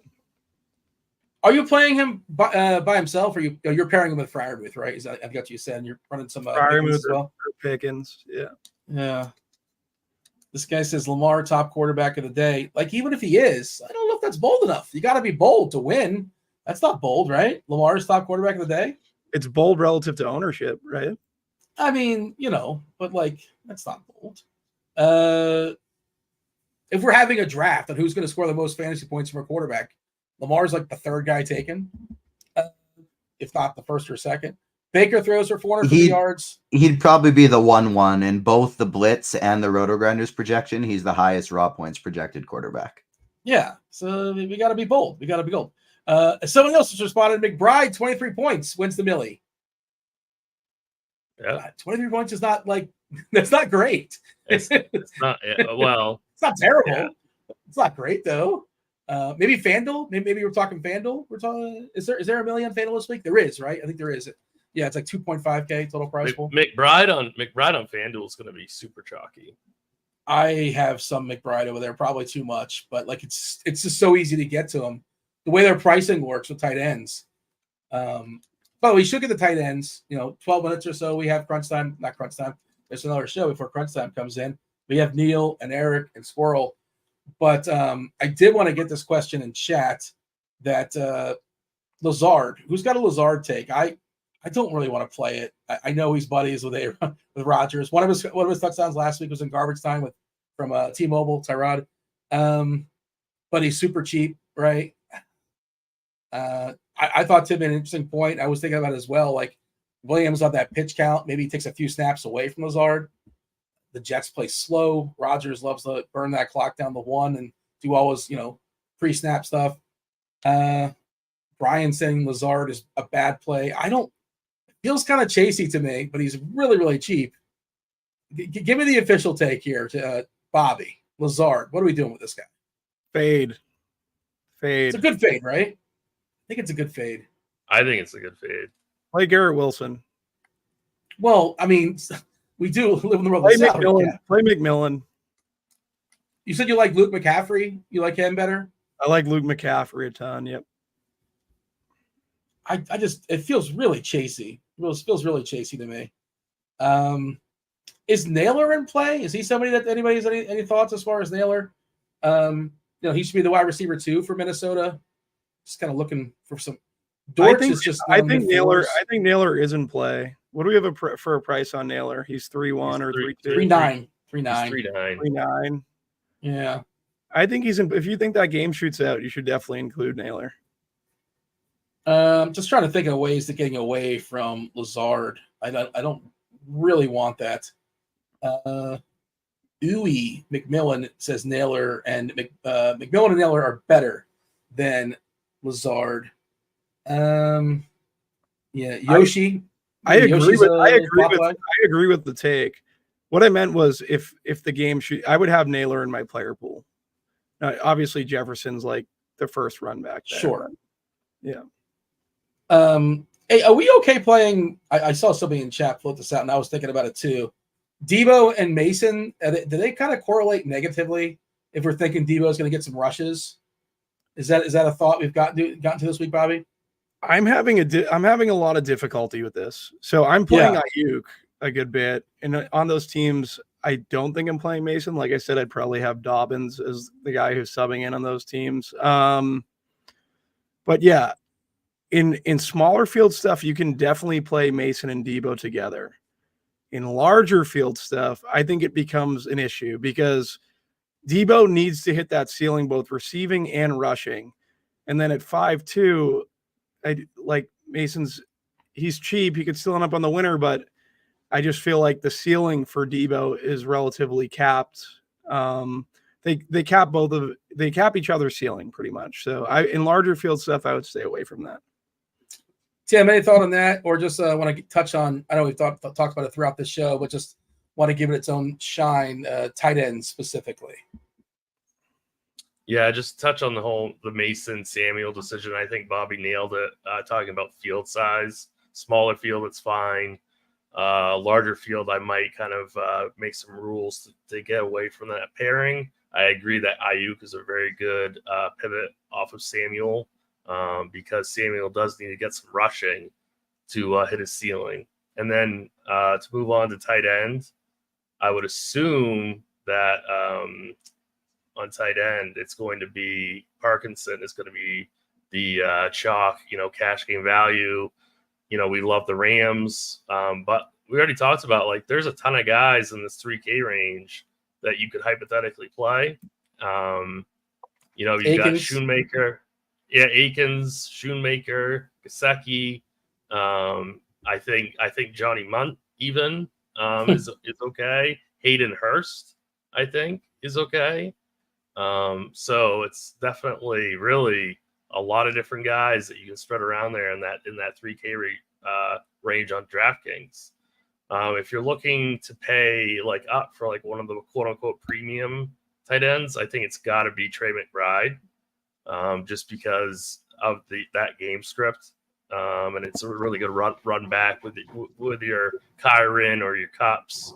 So I think McBride would be the best high range, and then in the mid range, I love Brock Bowers today. I just really liked what I saw out of his first game, and I think this is a game that they're going to be trailing. So I think we're going to see another kind of like pretty heavy target. He had 8 targets in his first game. Wouldn't be shocked to see that go up to like over 10. So I think at 4,400, I think he's a really good play. He's only going to be around 5% owned. I'm not somebody that feels like I absolutely have to force run backs, but yeah, if I play some Lamar, I don't mind running it back with Bowers. Of course, if I'm not playing Andrews or Likely. Bobby, your thoughts as far as tight end. Is Parkinson bad chalk? Is he bad chalk? No, I don't think he's bad chalk. I'm not one of those people who think you need to like punt the chalk tight end in tournaments. I think he's going to see enough usage. I think he's fine. Trying to see your favorite big spend at tight end. Probably McBride. Yeah, we didn't talk about Harrison, by the way. Just speaking of Arizona in general, he's another one, by the way, in Yahoo. Really pops on Yahoo. He's like 16 or 17 bucks. I know he wasn't good week 1. I know there were some bad vibes. The quote on Kyler wasn't good, but it could have been out of context. I didn't actually hear it. I think it was out of context. I think it was out. That's the impression I got. He said it's not my job to get him the ball. I don't know. It didn't read great, but I didn't hear it. He kind of like pushing it on the OC, it seemed like, but I assume that they're going to be fine there. I have no issue playing Marvin today, for the record. And people are also talking about how slow he might be. Whatever. Don't care. I'm not panicking about that just yet, but it doesn't sound like you are either, Bobby.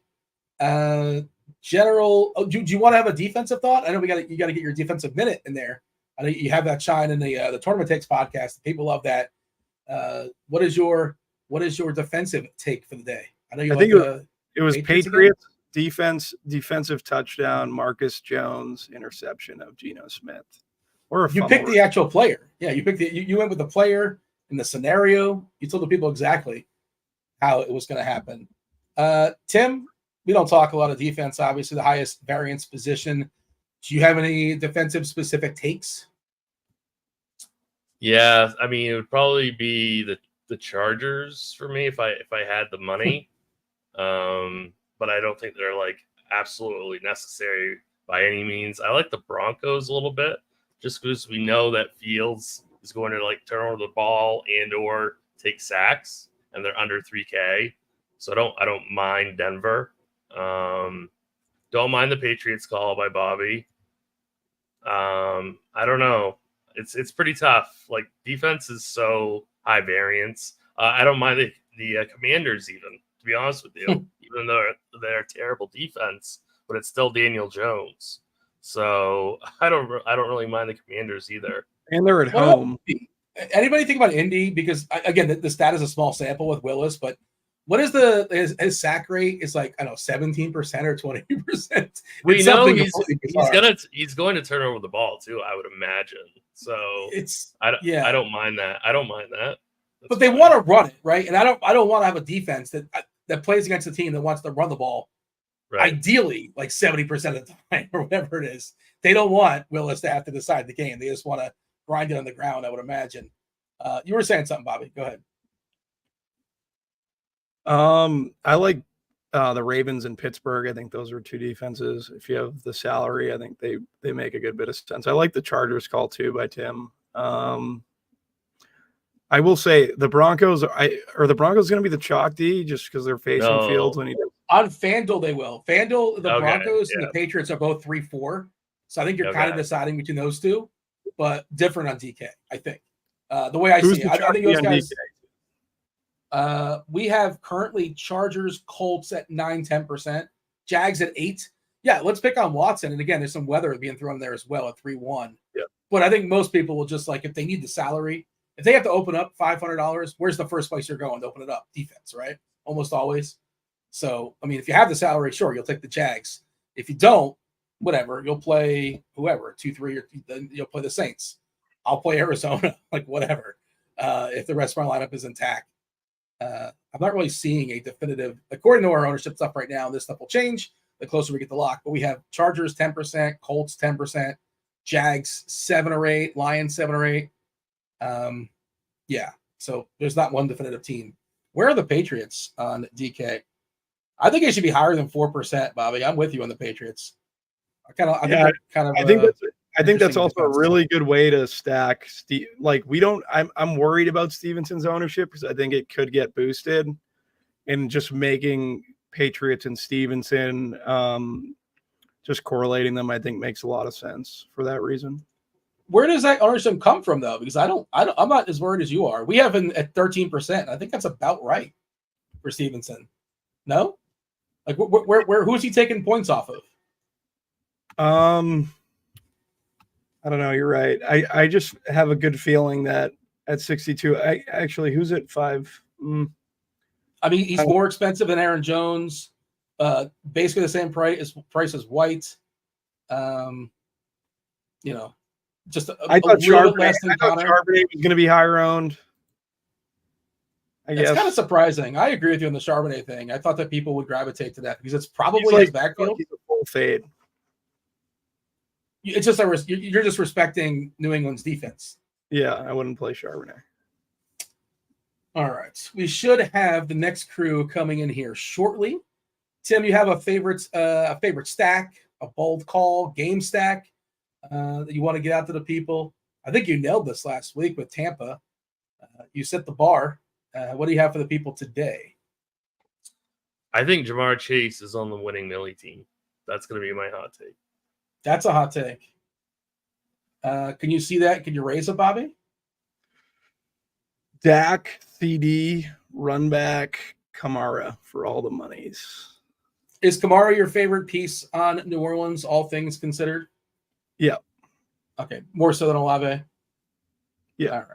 Olave's got a really nice price on FanDuel, by the way. He's like 6.7 or something over there, which seems probably a little bit cheaper than I would have expected when I saw the price. That said, we have next show coming in. It's Erik, it's Neil, it's Squirrel. I'm curious what they're wearing today. Let's bring them in.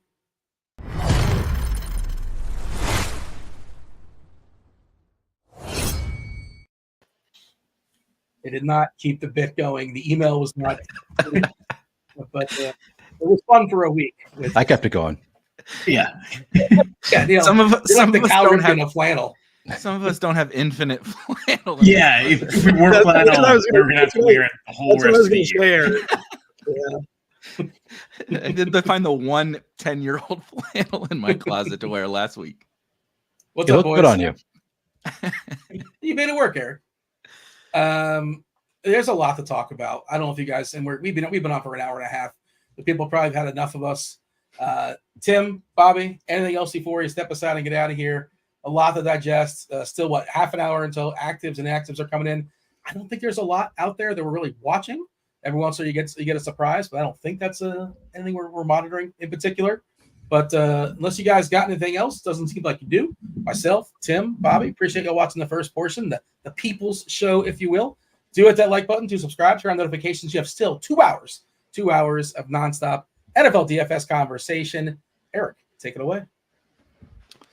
Shout out to the People Show and welcome, of course, to GPP Final Takes, this year rebranded as GPP Flannel Takes. If this is your first time joining us, no, we will not all be wearing flannels every single week except for one of us, I guess. We'll be wearing flannels every single week, but I'm your host, Erik Beimfohr, joined by two of the best DFS players in all of the land, John Breslin aka Squirrel Patrol, and Neil Orfield, aka Neil. So I don't think we've ever. I just always call you Neil, right? Like a lot of the times I called John Squirrel. Does anyone ever call you Player Q or like your username, or does everybody just call it, like people call Blender, right? And Squirrel. But I always just call you Neil. Neil works at my old job. People would, depending on what show I was on, they call me the Showdown Shaman, the Flannel God. Just those were the names that were given to me by my co-host at that job. So that's kind of what picked up there. But Neil works just fine.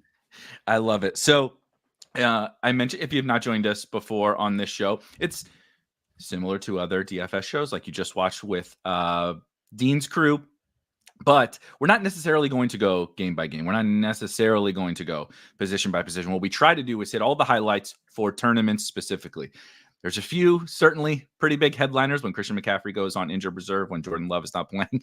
There's a lot of news for us to diagnose, but we're going to dive into all those things and how you should treat them for tournaments. Of course, that's going to be plenty of position by position and game by game analysis, but we're going to try to hit all of the highlights. And of course, bring your questions, your comments in the comments section on YouTube, and I will try to keep a track of as many of them as I can, and we'll hit as many as we can. But there's a lot to talk about today, as Dean mentioned, and I want to start, guys, with naturally the inevitable. So Christian McCaffrey goes on injured reserve, did not play week 1. Jordan Mason is apparently the second coming of Jim Brown and runs for 150 yards and a touchdown. Now draws the Minnesota Vikings on the road and did not really get priced up right in DFS. He's 5,200 on DraftKings, 5,500 on FanDuel, I believe. John, we got to start with Jordan Mason and maybe this game as a whole. What are you thinking about the Jordan Mason highest owned player on the slate? I think I'm going to be a little bit under the field. So he's underpriced, like you said. Like it's the Sunday night injury pricing, right? Like, and we've got that with Puka as well. Right, so like the prices come out Sunday after the main slate. And so if somebody gets hurt Sunday night or Monday, their replacement tends to be really underpriced. My concern with Jordan Mason is he really just doesn't catch passes, and I think there's a much bigger path to like a complete dud than people realize. Like the 49ers now maybe have like a whole week to prepare without Christian McCaffrey, and the defense has also seen what Jordan Mason did on Monday night. So I don't know. I think there's a big path to like him putting up 70 yards and people going like, wow, what like a gritty game he put up, but like no catches, no touchdowns, 70 yards, and he gets 7 points and he's outscored because there's a bunch of other running backs around this price range that could do well. J.K. Dobbins, Zach Charbonnet, Jerome Ford is always going to be one of my favorites. And so like, I don't know, like any one of these guys could conceivably outscore Jordan Mason. Having said that, like he projects extremely well. So he's the guy to get into your cash games. But we're here on GPP Final Takes trying to find ways to get different. And that's of the big chalk, like Jordan Mason is my least favorite. Neil, I thought that's what John was going to say, having talked to him just a few times over the last several years. But I'm curious on your take, not just on Jordan Mason as it pertains to his chalkiness and the running back position, but like this game as a whole, because on the other side, this is probably not that impactful to other people, but Jordan Addison is out. Naturally, TJ Hawkinson is still out. The Vikings are at home. There's a pretty sizable total on this one, right? Brandon Ayuk is working. Brandon Ayuk, one of my favorite bits from last week was Brandon Ayuk wouldn't watch the game film from week 1 because he was so frustrated with how bad he was, which is like, okay, does that, if we don't love Mason, there's Debo and the's Kittle, it's like, what do you think about this game? Yeah, I mean, that's good reminder to bump up my projection on Jalen Naylor to make sure I get a little bit. So starting with the 49ers side, I think that's a sharp take by John. I've been known to full fade these situations at times, and this does feel like one that if you wanted to, somebody asked me, he said, I'm doing 300 lineups this weekend. Would I be crazy to full fade this? And my answer was like, well, that really depends on how much of your bankroll it is, because I wouldn't want to fade it if this is 50% of your bankroll. But if it's just a, 1% of your bankroll, whatever, then sure, take that risk. I think that's a totally fine risk to take. I think John laid it out perfectly. Like, there are ways for this to fail. If Jordan Mason just doesn't hit 100 yards, doesn't score a touchdown, you probably don't want him in your lineup. I mean, maybe he gets to 150 rushing yards. I guess I just said doesn't get to 100 yards, but yeah, if he doesn't get to 100 yards rushing, he probably does not make it into the winning lineup, or at least not the optimal lineup. So probably the sharp take.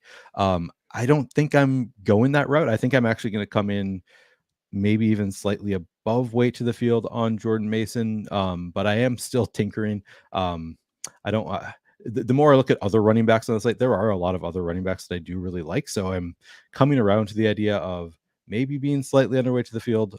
But I think that it's like generally a sharp idea. Just like there are so many pretty good running back options, none quite as cheap as Mason, but we have Najee Harris right there. I kind of like paying up for some of those running backs. I mean, Kyron looks like a smash spot. James Conner looks like a smash spot. Breece Hall projects extremely well. So yeah, I think Jordan Mason, totally fine. If you want to fade him, my guess is I come in probably not too far from a field, probably not a stand I'm taking today. Debo, I love like everything about Debo. 8 carries last week, along with 9 targets. Like that is such elite usage. He's only 6,800. The role and the skill is just too good for his price tag. So I do think I'm going to have a lot of Debo in my lineups, generally as one-offs. I don't think I'm going to be playing much Purdy. Maybe I'll play a little bit of Purdy, but I don't think he's going to be a huge part of my lineups. But I really like, again, Mason, but then also Debo going to be a big part of my lineups. Kittle, I like, 5,500. He's a tight end. He has those a few spike weeks per year. This could be the one. Feels like with McCaffrey out, everybody should get a little bit of a bump. And then of course Ayuk being, I don't know, not fully ready to go yet. It seemed last week. I mean, it's been one more week. I doubt he got into great shape in this 1 week. So, so I kind of prefer all the other options. I still might take a couple of shots on Ayuk just because he still ran an Ayuk, and maybe that was just kind of a fluky thing. They just didn't look good last week. Maybe he'll be a little bit better this week. And again, should get a little bit of a boost without McCaffrey there. So yeah, I think you can play any of the usual suspects on the Niners. I think that they're all pretty reasonable plays this week. But Debo and Mason are going to be the bigger priorities for me, followed by Kittle, and then Ayuk again. Just probably sprinkle him in a little bit. And then the Viking side, yeah, I think Justin Jefferson is the best receiver in the NFL. I'll play him. I'm not afraid of this. I think it's a really good Niners defense, but as Justin Jefferson said, he is not Garrett Wilson. Nobody can stop Justin Jefferson. So I'll play him. I'll play him anywhere. Clip. That was a great clip. And then outside of Jefferson, you could play some Aaron Jones. I don't know that I have any real plans to play much Aaron Jones, but the volume was pretty solid for Aaron Jones last week. So I think he'd be a fine play. Really, the defense does scare me a little bit, like for the rest of the team. I don't really want to be playing a ton of the Vikings. But then Jalen Naylor, I think with Jordan Addison out, was already, in a pretty good spot. Now, no Jordan Addison. He's too cheap to be a wide receiver too. So I do like the Jalen Naylor low ownership play as well. Yep, I like that. Also, if we want to really, the ball knowers would tell you, Brian Flores is the defensive coordinator for the Minnesota Vikings. If you saw last week against the old Giants, now it's the Giants and not the 49ers. I get it. But Brian Flores wants to blitz, and he wants to bring pressure, and he wants to stuff the box. And I believe it was a shout out John Daigle on Twitter. Our good friend John Daigle posted something maybe a week ago or so that was so if you recall last year, DeAndre Swift had like the huge week 1 rushing, like 150 yards rushing or whatever. Well, that was against Brian Flores. From that moment on, he listed the game logs of every offense they face in terms of the rushing efficiency. And it's like the worst thing you've ever seen. It's like, 14 carries for 32 yards, like 18 carries for 46 yards. Like the whole it's just kind of how Brian Flores operates, right? Some of these guys are the old school, establish the run, stop the run type guys, which is pretty dangerous against the Deebo Samuel, George Kittle, Brandon Ayuk pass game. But it's just another little small perk, I think, in terms of the Mason fade. But John, just you want to add, what are you doing with these other 49ers, Justin Jefferson, et cetera, if you're going to maybe just match the field on Mason? So, yeah, and I do want to specify when I say, like, going to be maybe under the field on Jordan Mason, I'm assuming he's going to be like 35, 30 to 40% of which is what most projections like have him at. But like, I love the idea of playing like single entry lineup with Brock Purdy and other 49ers. And maybe even not playing Debo, but like playing like Purdy, Ayuk, Kittle. But I think maybe you can do like Purdy, Debo, Kittle, something like that, and not playing Jordan Mason. And also, if he'd probably have to use another cheap running back. I haven't figured this out yet as a single entry lineup. But then you can like fade Jordan Mason. So, and that's like a game script they can play out, right? So like Purdy, Jefferson, 2 49ers, receivers, no Jordan Mason. Like that kind of makes sense. Brock Purdy is always a guy that goes under-owned. Like, he just distributes the ball, point guard. Yep. And, it's usually like two of these 49ers, and now there's no Christian McCaffrey. And just like the fact that Mason doesn't really catch passes. Like, this is not Christian McCaffrey at a cheaper price. Like, I think he's usually like the prop market usually has him over under 1.5 receptions. Whereas McCaffrey would be much more than that. So yeah, I like the idea of playing Purdy without Jordan Mason as like single entry and like being over the field on that in like a 150 set. Makes a ton of sense. I want to do a better job of this this week, chat. So in between kind of some of these subjects, I want to hit a few questions in the chat so I can keep track instead of trying to do 1,000 of them at the end when we're already out of time. Riley asks, let's go to Neil. Favorite defense on FanDuel? We didn't even get to defense last week, so we're starting them all. We're starting it off with some hot defense takes. All right, let me pull up the FanDuel salary numbers. John, do you have one? Yeah. I'm going to toss one out there. FanDuel is typically just a little bit less restrictive salary wise. So I have a lot of times a little less concern going up, and it would be the Pittsburgh Steelers. I think for me, they were really impressive last week. We knew they'd be a good defense, but we came in thinking the Falcons were going to be like a really fun offense. And now all the concern is, oh no, is it like, were we totally wrong about the Falcons? That could be true. I think it was just the Steelers are that good on defense. And by the way, did you watch Bo Nix and the Broncos? The Broncos are not better than the Falcons. So the Steelers for me on FanDuel. Yep. Sorry, I'd go with maybe Chargers. I like the idea. Like Bryce Young looked just as bad week one as he did last year. So Chargers might be for me. Maybe Jacksonville. Sorry, I don't know. I cut you off. Yeah. Go ahead, Neil. I'm looking at it now. I think those are both good calls. I actually like the other side of the Steelers. Also, I think Denver is sort of interesting at 3,400. Just playing against Justin Fields, always kind of a good idea. I think they're gonna probably get some sacks there in Denver. Like everything lines up. So I do like that defense. I think that would be one. Colts against Malik Willis seems pretty good. I'm always willing to bet against Malik Willis there, so I kind of like that one. I guess I don't think that nothing really stands out to me. I mean, honestly, defenses is the position that I spend the least time thinking about. But yeah, those are a couple that kind of stood out to me. Generally, I'm going to be spreading out my exposure at defense, but usually when I am hand building, which I do a fair amount of hand building as well as using optimizers, I'm typically just trying to target the opposing quarterback is generally my approach. It's better to have a good defense. Obviously, you'd like your defense that you choose to be an actual good defense that causes turnovers. But also sometimes you can just get a cheap defense going against a turnover prone quarterback. And often that's kind of what I'm trying to spot there. Makes a ton of sense. And let's pivot on to, it's always tough to highlight like a pecking order of the most important things, but I think a Puka Nacua injury, probably a pretty big deal. And as John mentioned, the pricing was out for this slate before we kind of got all the chaos of week one in terms of Christian McCaffrey and Puka Nacua. Puka Nacua also on injured reserve. The Rams, a valiant effort last week, but they lost a lot of soldiers along the way in that tough losing battle against the Lions. I believe they're down 3 starting offensive linemen, and of course Puka Nacua on offense. But a pretty high total game. Arizona and the Rams. Arizona fairly disappointing in week one. Also, particularly throwing the ball. Marvin Harrison. I'm sure you've all seen the dunking on Marvin Harrison. It's over for his career, by the way. After week one, he's never going to be good. But John, Cooper Kupp going to be up there with Jordan Mason as one of the highest owned, if not the highest owned player on this slate. Kyren Williams looks good. We have cheap Rams wide receivers. What are you doing with this Rams situation sans Puka Nacua? Yeah, you actually described it perfectly. They Kupp's underpriced. Rams have cheap wide receivers. I like Marvin Harrison. Kyren Williams also looks like I love this whole game. It's like one of my top 2-3 game environments, maybe number one. By the end of the day. I think Kupp is much harder to fade than Jordan Mason. The Rams, we've seen him, like I said in my article, the Rams play like a point per reception offense. Like they they throw the ball to Cooper Kupp like he's a running back getting carries back in the 90s. It's crazy.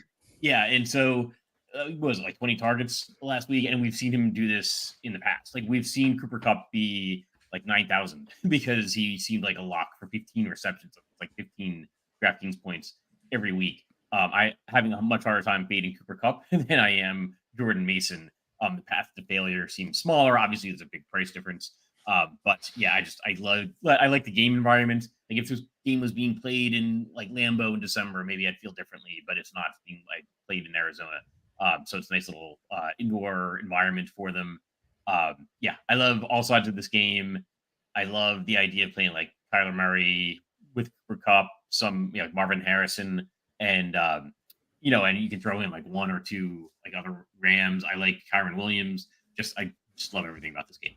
Do you have a preference before I go over to Neil on the cheap wide receivers for the Rams? DeMarcus Robinson, Tyler Johnson, Jordan Whittington barely played, but just folks love the punt plays, and we'll get to plenty of those. But just to hit on the ancillary guys.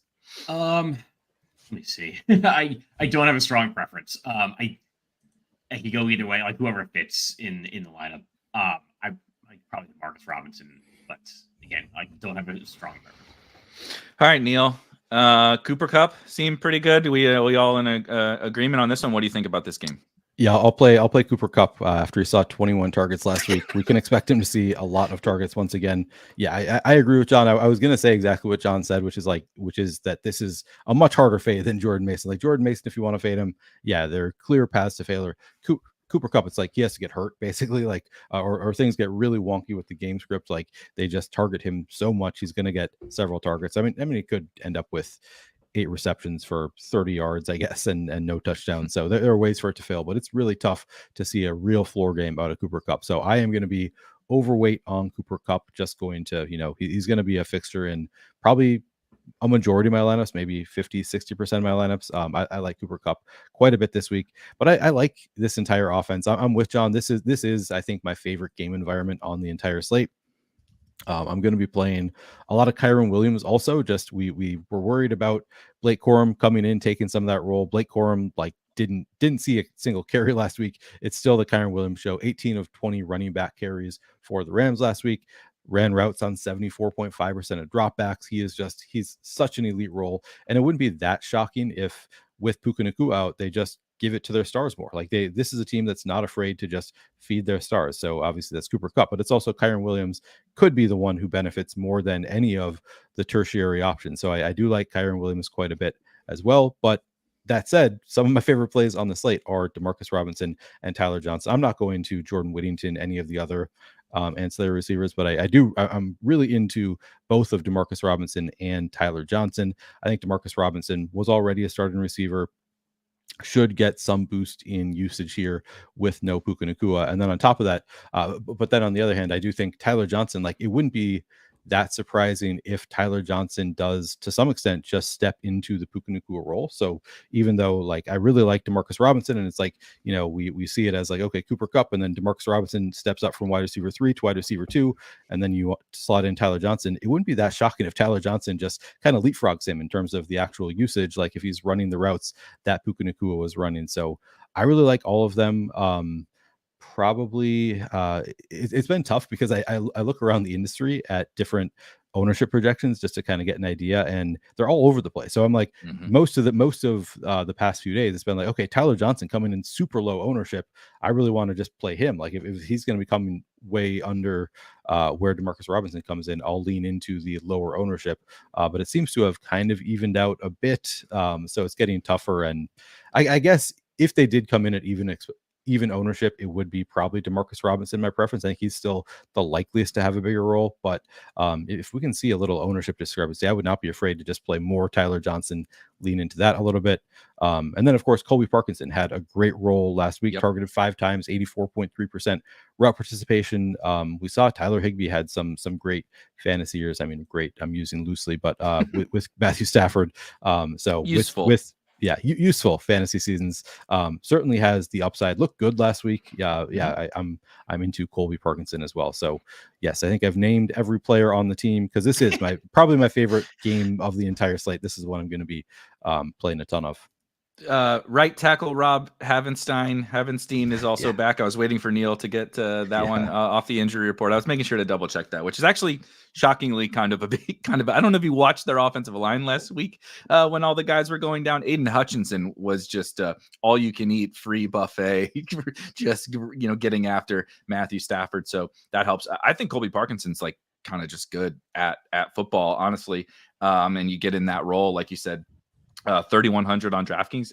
All these guys are getting some ownership. So, like you said, if you have a take or maybe a read on it where one of them is going to be lesser owned than the rest of them, I think trust yourself and go with it. But we kind of have, of course, Kupp and then Kyron and then Parkinson and then Tyler Johnson and Demarcus Robinson. Pretty similar $700 price difference on DraftKings. Let's see. Let's get to a couple more questions, unless you guys have anything else to add on Rams, Cardinals. Let's see here.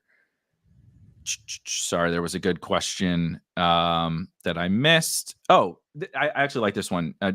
The question was around Mason, but I don't think you have to keep it to Mason. But John, do you have any insight on more of 3 running back weeks or more of wide receiver in, 4 wide receiver / tight end in the flex on your lineups? Have you had a chance to think about that or look at that at all? I still think it's a good idea to try and prioritize like a wide receiver or a tight end in the flex. The running back like distribution of points, right, it tends to be narrower. Sometimes if I was much higher in Jordan Mason, then I would probably say, like, well, it's such a value. You have to like jam him in. So that's my thing. I don't think it's such great value that you have to jam him in, put him in the flex, whatever it takes. I'm more of like, I'd rather try to like, you can put in a tight end, super cheap tight end, and then you're spending up, maybe you're going like 2-3 expensive wide receivers, or put in, go really cheap wide receiver like a Jalen McMillan, even Alan Lazard. I love Lazard, but he's cheap. Like, that's another one of the situations where Monday night, like 2 touchdowns, while his price is already set like 3,300. So I prefer doing a wide receiver or a tight end than like jamming in Jordan Mason or another running back. What do you think, Neil?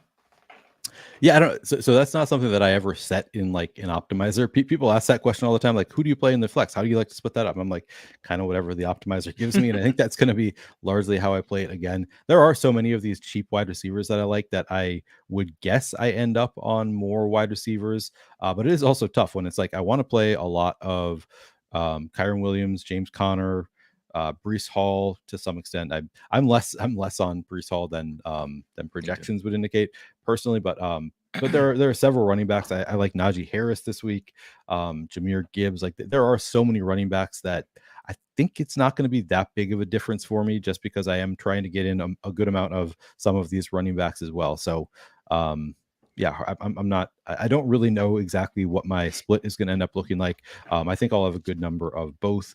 Probably won't have a ton of tight end, even though it is a pretty good tight end week. I think that I'm more into the other positions. So I would guess it's going to be pretty evenly split, mostly wide receivers and running backs. Yeah, you both mentioned. There's just quite a few playable cheap wide receivers, like even some that we haven't even mentioned yet. But you have the Rams guys, obviously, Alan Lazard, Jalen Naylor that we talked about. If you like, there's some cheap Giants wide receivers that McMillan is out there. Like there's a lot of cheap wide receivers that are like not only like going to be out there and playing, but like might be kind of good and like project pretty well. So it's one of those tricky things is, do you play the $5,000 to $6,000 running backs, or maybe go up and get one and play like 2 of the cheap wide receivers, right? Or do you use one of the cheap wide receivers to go get your Cooper Kupps and Justin Jeffersons and CeeDee Lambs and all that? So we'll get to some more of these games, but I think those are kind of the 2 I really wanted to make sure that we hit on, the Jordan Mason situation and the Rams situation. I actually would like to talk about these value options. We mentioned a lot of them, and a lot of the times it can be just, well, do they fit on this team, right? How does it fit on this team? Am I stacking the Rams Cardinals? Am I stacking the Niners Vikings? Am I stacking Bucks Lions? And I include those guys there. But I do think it's helpful to, we just mentioned like 10 sub 4K wide receivers on DraftKings already. Maybe creating a little bit of a pecking order here in terms of how we're prioritizing some of these punt wide receivers. So, John, do you have any specific preference? I know you waxed poetic about the Rams guys, but there's a lot of these other options. How are you treating the value wide receivers? So I like Jalen McMillan. He's a guy I've got tagged. We're just talking about value wide receivers in general. Yep. I think McMillan. Let's see. Alan Lazard. Like I mentioned already, he's underpriced. Let's see, trying to find some other guys. I'm not going to a ton of value wide receivers. It looks like. Okay. You don't got to say anybody. There's no gun to your head. You don't got to tell somebody you don't want. It really is. Demarcus Robinson. Rams and McMillan. Playing more Wan'Dale Robinson than I would like. Yes. And then maybe Jalen Naylor.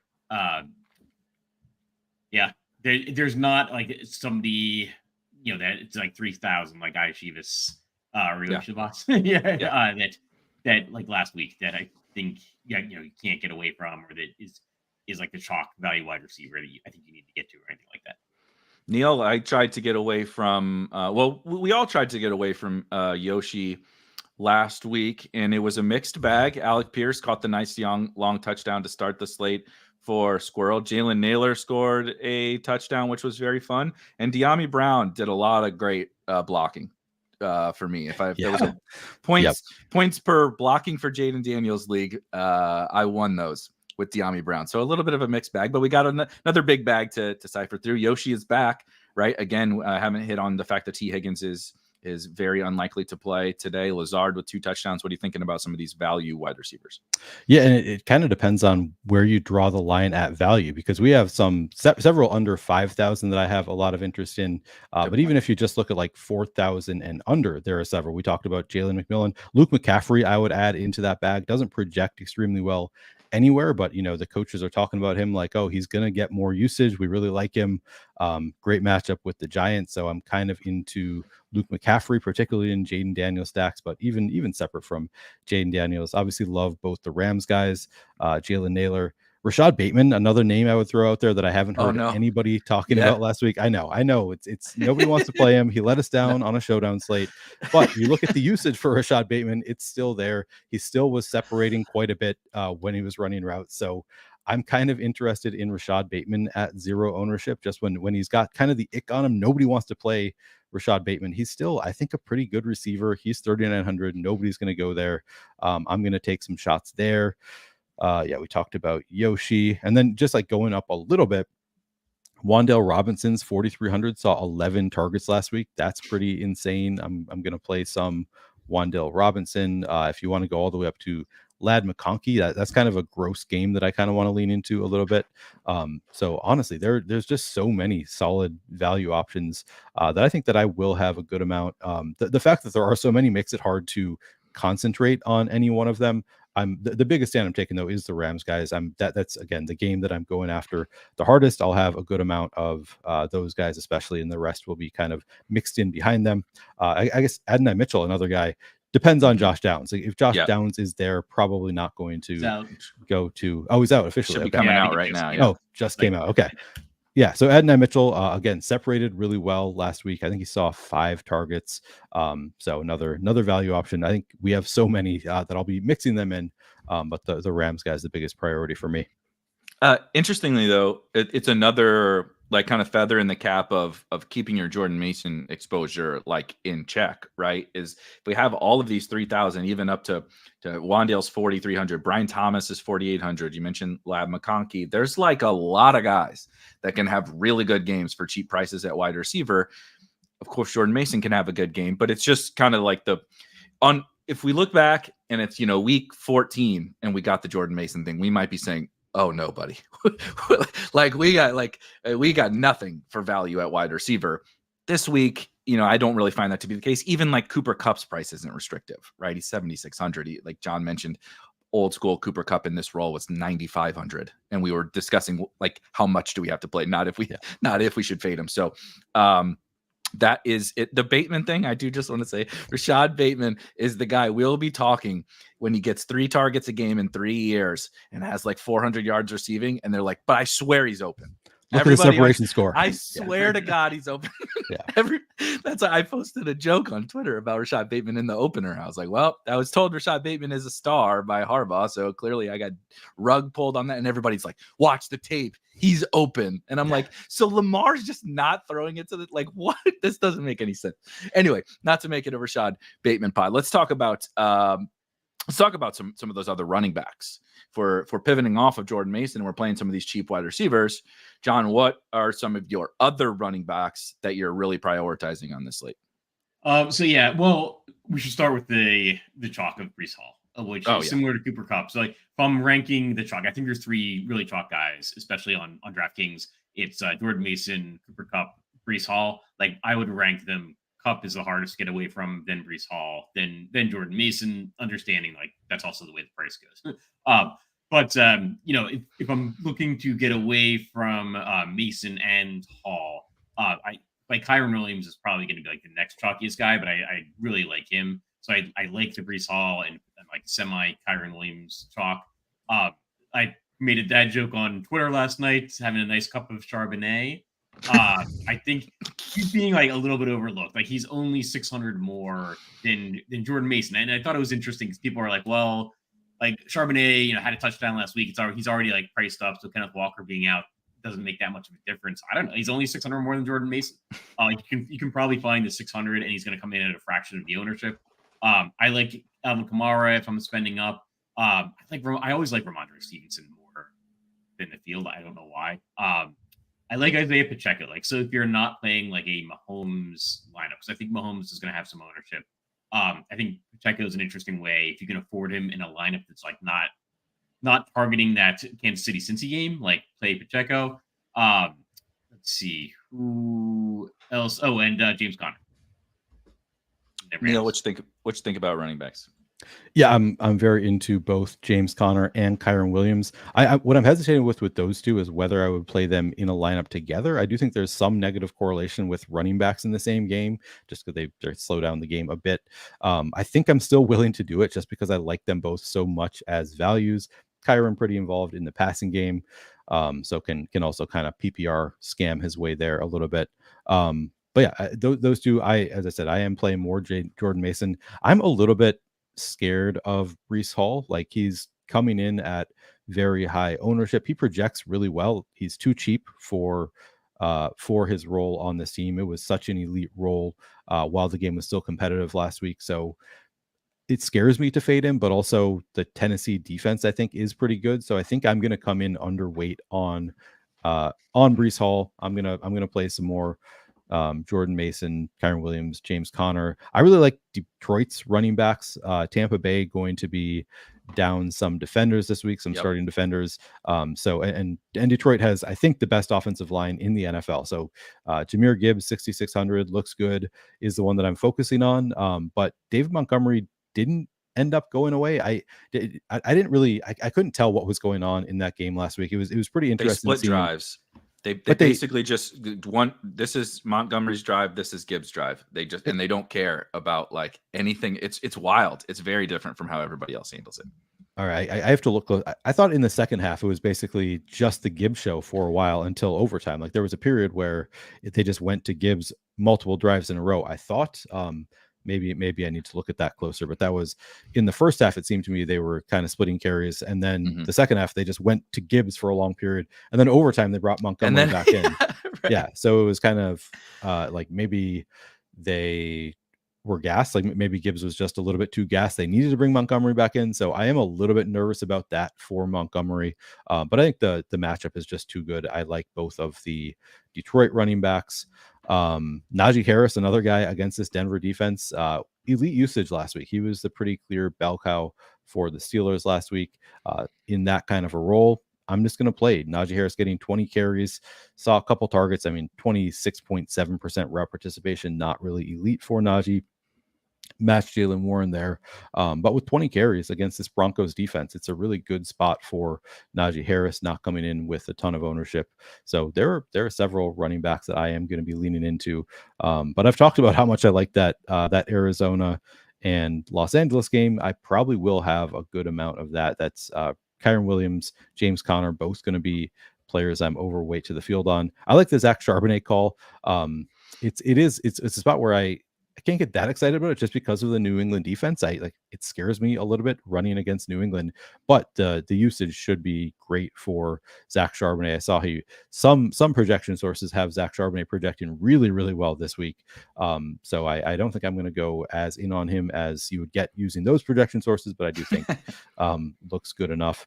J.K. Dobbins against Carolina, I'm feeling bad about the J.K. Dobbins best ball fade this summer. I did not draft. Yep. I was on the Gus bus, and week 1 that is not looking good Whoops. at all. Yep, that looks like a pretty big mistake. But for this week, I am going to right those wrongs, play some J.K. Dobbins just against a really soft Carolina defense. I think we'll look back. We talked about this last week too, right? And I'm gonna get to another defense. But I think we're gonna look back on the Panthers, maybe the Panthers team as a whole, but the defense as well, and think back to close your eyes, play the guys against him. I get it, right? J.K. Dobbins had the 10 carries last week or whatever. He's gonna split with Gus. We get it, but it's any running back with a pulse against the Carolina Panthers is probably okay. I think you're going to be all right. I also want to shout two more, and then John, we can hit some more of these guys if need be in the same game against one of those aforementioned defenses. You want to talk about another workhorse, Devin Singletary. I know people are not excited about the Giants, but he is their backfield. He comes out when he is tired. That's really about it for Devin Singletary. It was bad last week in a tough matchup. And look, if you want to just say no Giants for me, I get it. But the Washington defense is a sieve. They gave up a bunch of fantasy points to both Rachaad White and Bucky Irving. They didn't get the touchdowns. Baker got them all, but even Rachaad White was effective in that game, and he's not very good at football. So I really like Devin Singletary, and I think Brian Robinson on the other side. The Giants were terrible against the run. Aaron Jones and Ty Chandler ran all over those guys. I know Jaden Daniels stole the show with all the rushing and the touchdowns. Brian Robinson tied for the team lead in targets with 4 with Austin Eckler. Typical Cliff Kingsbury nonsense, but Brian Robinson got a goal line carry as well and was more of the 60-40 in that backfield. I like both guys in that game because both the defenses really stink and nobody's really interested in that game. John, did we miss anybody? Yeah, actually, so I like the Singletary call. That game has a lower line than I think people realize. But the Washington defense is terrible. So it's curious as to what's going on. But it might be a little bit. I think people want to go to Daniel Jones, Malik Neighbors, and I think Singletary might be the better call, considering ownership. And then just one other guy I forgot to mention, Jerome Ford. I've got him tagged. Yeah, David Njoku's out, so it may lead to a couple of additional receptions. I know Jordan Akins is the direct replacement for Njoku, but I don't mind the idea that maybe Jerome Ford's getting a couple of those receptions that otherwise would have gone to Njoku. And those little 10-yard rushes add up, right? When it's a full point per reception, same as a 10-yard rush. So Jerome Ford, somebody I've got tagged, and is somebody I think I forgot to mention. One more guy I want to shout, Neil, before I kick it over to you to polish this. Alvin Kamara, I think you might have said him as well, but I just wanted to hit on Alvin Kamara, and we're going to get to some QB stacks and some other games. That game's really interesting to me. Cowboys, Saints, and you mentioned with the Sean McVay is a PPR scam artist. Okay, so we know that, but the greatest PPR scam artist of all time is Alvin Kamara, with the greatest PPR scam artist quarterback of all time as his quarterback, probably going to lose in a dome against a team that's much better than them. These are the games I think where we look back and we're Kamara has 40 yards rushing and 30 fantasy points, and you're what the hell what just happened? He has 15 targets, because they lost by 20 and Derek Carr just check down. Is that going to happen? Who knows? But on DraftKings especially, I think he kind of gets lost in the mud a little bit amongst all these other running back names, and I like him quite a bit. Any other running backs, Neil? Yeah, I heard Bobby talking about Alvin Kamara earlier in his Cowboy stacks. I do like him particularly in Cowboy stacks. He's the rare starting running back who you actually like better playing from behind. Get blown out, please. Let's see those 14 targets that he saw multiple times last week. Singletary, that's a solid call. 5 targets last week for Singletary against this Commanders defense, and a lot of people playing through the passing game, so it makes sense to want to go to the running back there instead of the receivers. I think I'll be playing both sides of that one. I should some of the more expensive running backs that we haven't really talked that much about.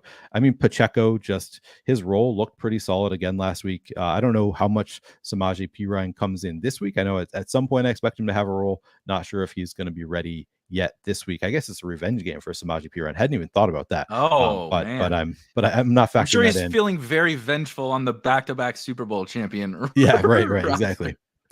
But Pacheco, just the Chiefs should be playing from ahead. It should work out well as a solid game script for Pacheco to have a really good role for the Chiefs. Also, nice leverage on Rashee Rice, the other pass catchers on the Chiefs that other people want to play. If you just play Pacheco, nice leverage there. And then Derrick Henry. This sets up as the perfect Derrick Henry game. Last week we saw him kind of splitting with Justice Hill. They kind of played the roles you expect them to play, where Derrick Henry is doing all the running, Justice Hill's involved as receiving back. One of the more game script dependent running backs in the NFL. This is a game script that should work in Derrick Henry's favor. So I think 100 yards and a touchdown probably doesn't get it done. You probably need more than 100 yards and a touchdown because he's not very involved in the passing game. But I think he could have over 100 yards and 2 touchdowns. He could have 150 yards. I think that Derrick Henry could have a monster game here against the Raiders. So have to at least shout him out. Yeah, the problem for Derrick Henry is he's just expensive Jordan Mason. It's like, if I'm going to do this, just give me the $5,200 guy on the 49ers. And it's just tough. I think Derrick Henry's probably going to have a really good year and probably, have 1 or 2 games where the DF, 200 yards and 3 touchdowns because the Ravens killed somebody.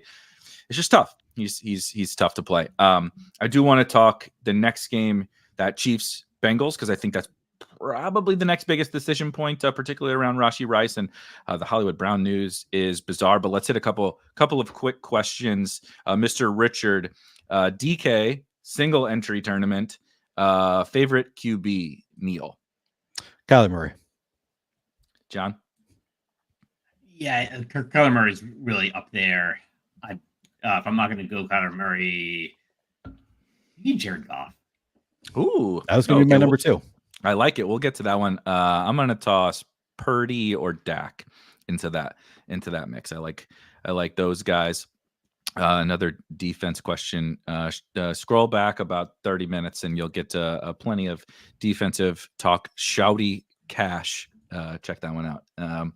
Let's talk about, like I said, probably the next most important thing to consider for this slate being, it's the Chiefs. They're probably going to score a bunch of points. The Bengals got embarrassed in week 1. Everybody's survivor picks went right down the toilet. That's what you get. You chalk donkeys in survivor, taking the Bengals over the Patriots. And now the Bengals got to go on the road.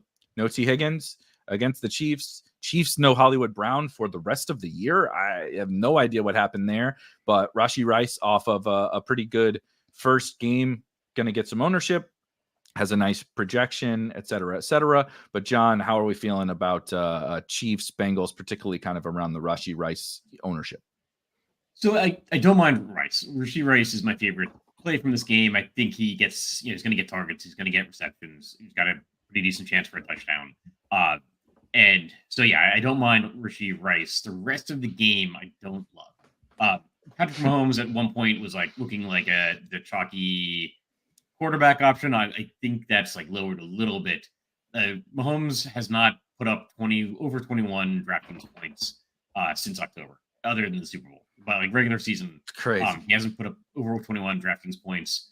I don't know. I don't know why we'd race out to play him in tournaments. I think the Chiefs will score some points. They're one of the teams least likely to be shut out. I think they're one of the teams least likely to put up 40 points. Maybe not least likely, but I just don't see them putting up 40 points tournament winning score. So I generally want to be under the field on this game and take that ownership and put it to the Arizona Rams game, put it to the Detroit Bucks game, put it to the Dallas New Orleans game. Like, go for those other, like, go for like the indoor high total games, not the not Kansas City and the Bengals. Neil, how are we feeling about Chiefs Bengals? Yeah, I think I'm largely on the same page that it's going to be. So I say this and I'm like, it's coming in lower owned than I thought it was going to. At one point, it was looking like the major chalk. So now I might have to revise a little bit because I'm 20% ownership on Rashee Rice. I think that I'm with John. That's my favorite piece. I'm probably going to be above weight to Rashee Rice. Xavier Worthy's ownership now sitting at just 8%. It looks like it's tough because he saw 4 touches last week. At the same time, you would think that was his first game. He was really effective with those touches. You'd think they want to get him the ball more this week. And maybe give him some more carries as well. So I think 8% ownership is honestly pretty fair on Xavier Worthy. Looking at what's Travis Kelce's projected ownership now, it's I don't think he's about super chalk. About 7%. Yeah. It's I might end up underweight to the game just because there are so many other game environments that I like better, just because, I don't think that the Bengals are going to be able to keep it close. Maybe, it's a rivalry game. Maybe they surprise us. Maybe Joe Burrow comes out firing and looks better than we expect. But my general expectation is that the Bengals aren't going to be able to keep it very close. So I guess the biggest fave for me, probably just Mahomes, just because I don't think that the Chiefs are going to, I don't think it's going to be competitive long enough for Mahomes to rack up a lot of volume through the air. I think that Mahomes is someone that I expect him to be a lot better this year. We talk about looking last year, his general, like his average fantasy points was really bad last year, but the Chiefs defense, I think, got a little bit worse, and just the pass catching options got so much better. I think they'll be a little bit more inclined to keep their foot on the gas, put up more points this year, play a little bit faster. So in general, I'm pro playing Mahomes this year, but for this specific game, just because I don't think it's going to be that competitive. I think it's going to be a light fade for me in general, with the exception of Rashee Rice, who I think just has good enough usage at his price that I think I'm just going to play him anyway. My difficulty, as more of you guys are building a lot more teams than I am. So for anybody that's playing 1 to 3 teams, kind of like I do, I draw some pretty hard lines in the sand. Yeah. Obviously, like running backs who don't catch passes, right? And then kind of before last year, the Keenan Allens of the world, or the Deontay Johnsons of the world. I kind of put Rice a little bit in that bucket. Now, he's attached to Patrick Mahomes, so it's just a little bit different than being attached to the 39-year-old corpse of Ben Roethlisberger, right? Like Deontay was. But it's like we mentioned this is the PPR scam show. Rashee Rice is kind of a PPR scam. Yeah. Like, he's very good. He's a very good football player, but it's a whole bunch of 4-yard passes that hopefully he can take for 15 or 20 yards. It's not a lot of huge plays. He's not like a focal point of the red zone offense. He's not even really a priority in the red zone for them. Like, he's fine. It's kind of like he's fine as a DFS play. It's like, I expect him to, if he scores 13 fantasy points like every single time in this spot, seems about right with 20 occasionally. But like, is he ever going for 35? Or like, maybe in a game, like Jamar Chase goes nuts on the other side, right? So something where this game gets nutty, maybe like it was a couple of years ago. Jamar Chase is catching a bunch of deep balls. The Chiefs get behind, and now Rashee catches 15 passes. Maybe, but I just really struggle to see him like totally burying you. So I think he has a lot of usefulness, but also, like I said, if you're building 1 to 3 teams and you're like, I got a lot of guys I want to play, do I got to force 6,700 chalk Rashee Rice in there? I tend to think no on that.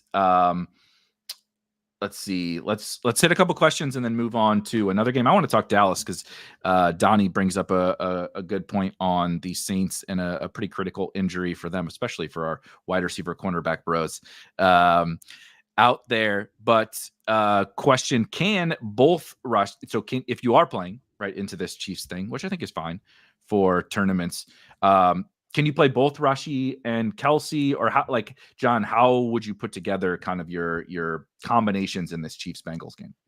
So yeah, if you're playing Mahomes, you can play Rice and Kelce together. I think I don't love Kelce. I think he's still a little bit overpriced. So I have a strong preference for Rashee Rice. Yeah, between Rice and Kelce. I would if you're playing like Rice and Kelce, I'd probably try to get a Bengal in there. But Shavas is still underpriced, I think, and so maybe he fits. Like, assuming you don't have the money for Jamar Chase. Obviously, if you have the money for Jamar Chase, go to Jamar Chase. But yeah, if you're playing like Rice and Kelsey together, you probably don't. So I'd try to run it back with a Bengal. My concern is that the Bengals aren't going to make the Chiefs like keep the foot on the gas. So I would try to have a Bengal in there. Neil.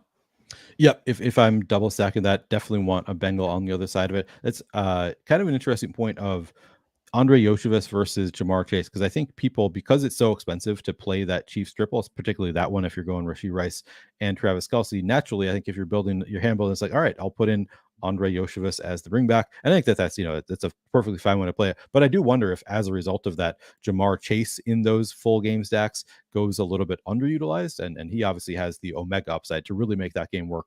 Jamar Chase, just feed Jamar Chase, let him score some quick touchdowns. Suddenly you're in a spot where that game really goes off. So I actually think I prefer Jamar Chase. I think you can play, like, I think Yoshevich he can obviously pay off his salary a lot easier.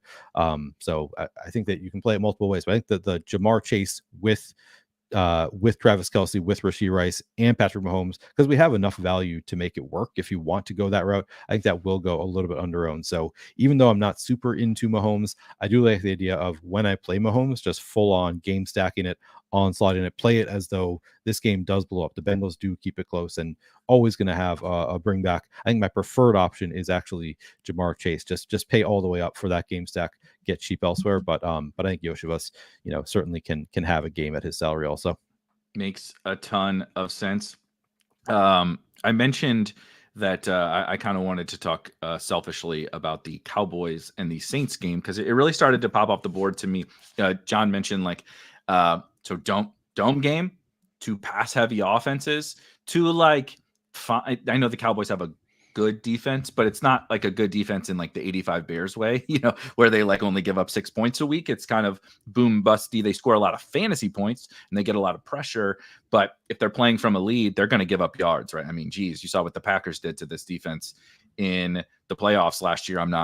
No one's going to confuse this Saints offense for the Packers offense, but I forget who it was in the chat mentioned Marshawn Lattimore is out today for the New Orleans Saints. Like I said, I know, cornerbacks, whatever, but the Saints are just really thin on talent, across the whole roster. They can't really afford to lose anybody.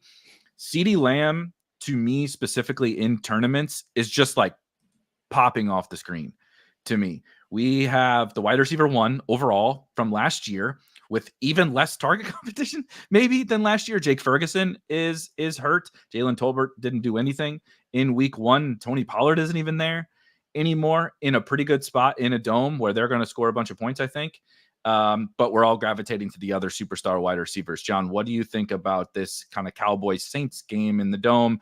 Kind of awkward pricing, right? Kind of mediocre ownership and projection and stuff. But how do you feel about this one? Yeah, I think I put it as my favorite correlation on the expert survey or something like that. Nice. I love the game. I think CeeDee Lamb is probably going to be my third highest owned wide receiver. The Browns defense is really good. We overlook the Browns defense sometimes because of the Browns offense, and everybody wants to talk about Deshaun Watson and the contract. Yeah. But it's maybe not a shock that going into Cleveland, and they still won the game handily. I mean, they won by 16 points.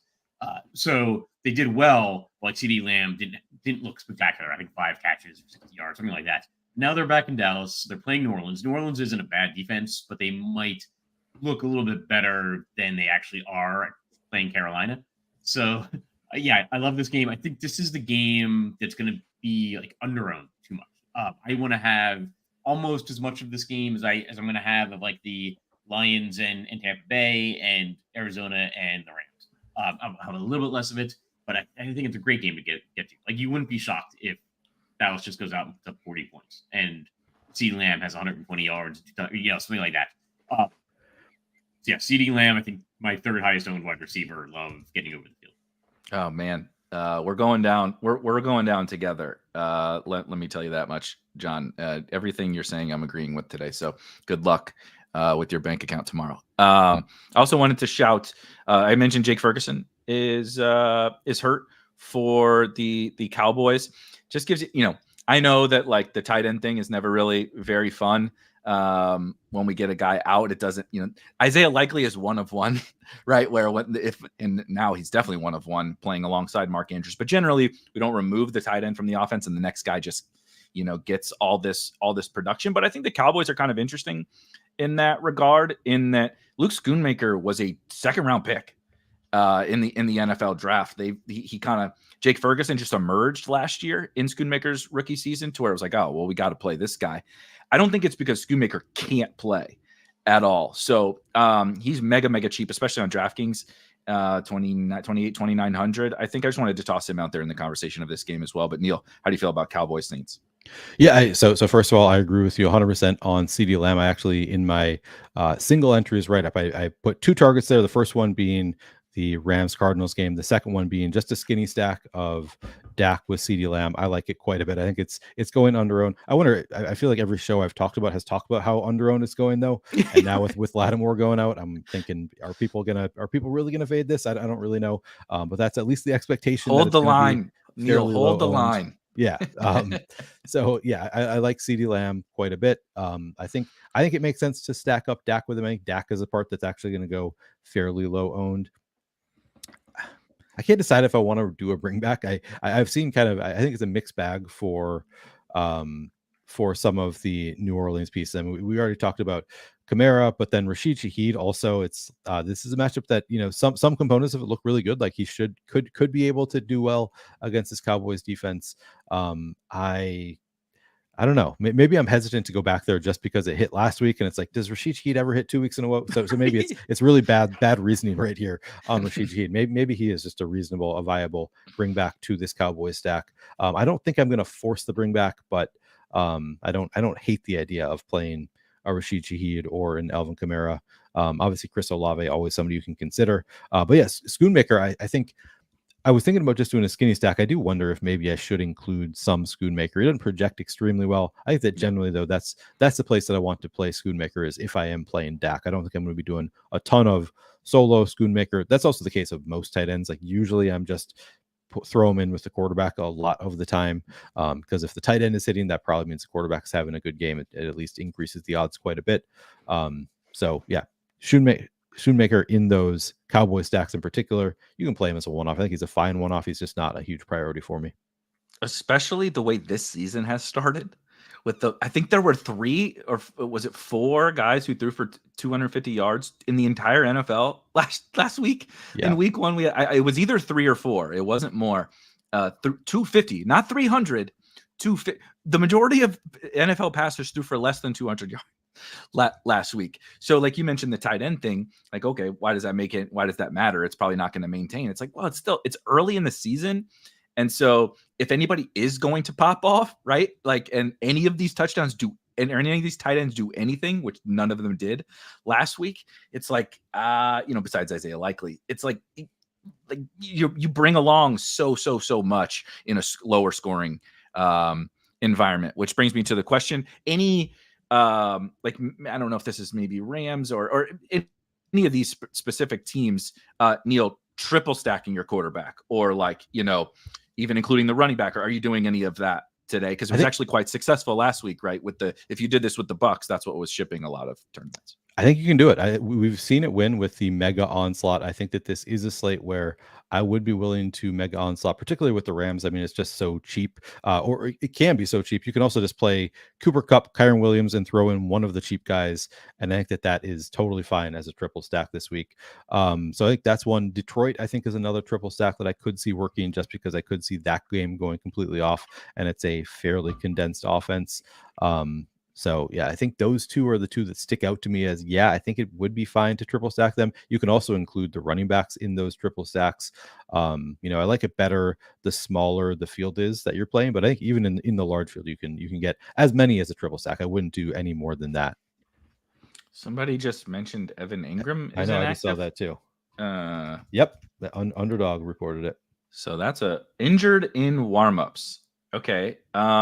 Just quickly want to just hit on that one. I do want to talk about that Lions Bucks game too, and then hit people's questions. But let's talk just on the spot, live instant reaction. I believe the backup tight end for just for conversational purposes for the Jags is Brenton Strange. Yeah, Brenton Strange, 2,500.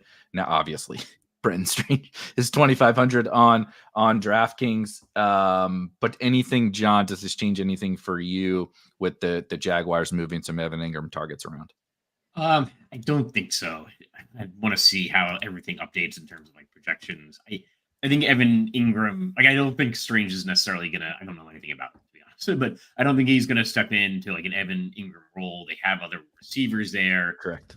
Christian Kirk. Maybe I'd bump up Christian Kirk.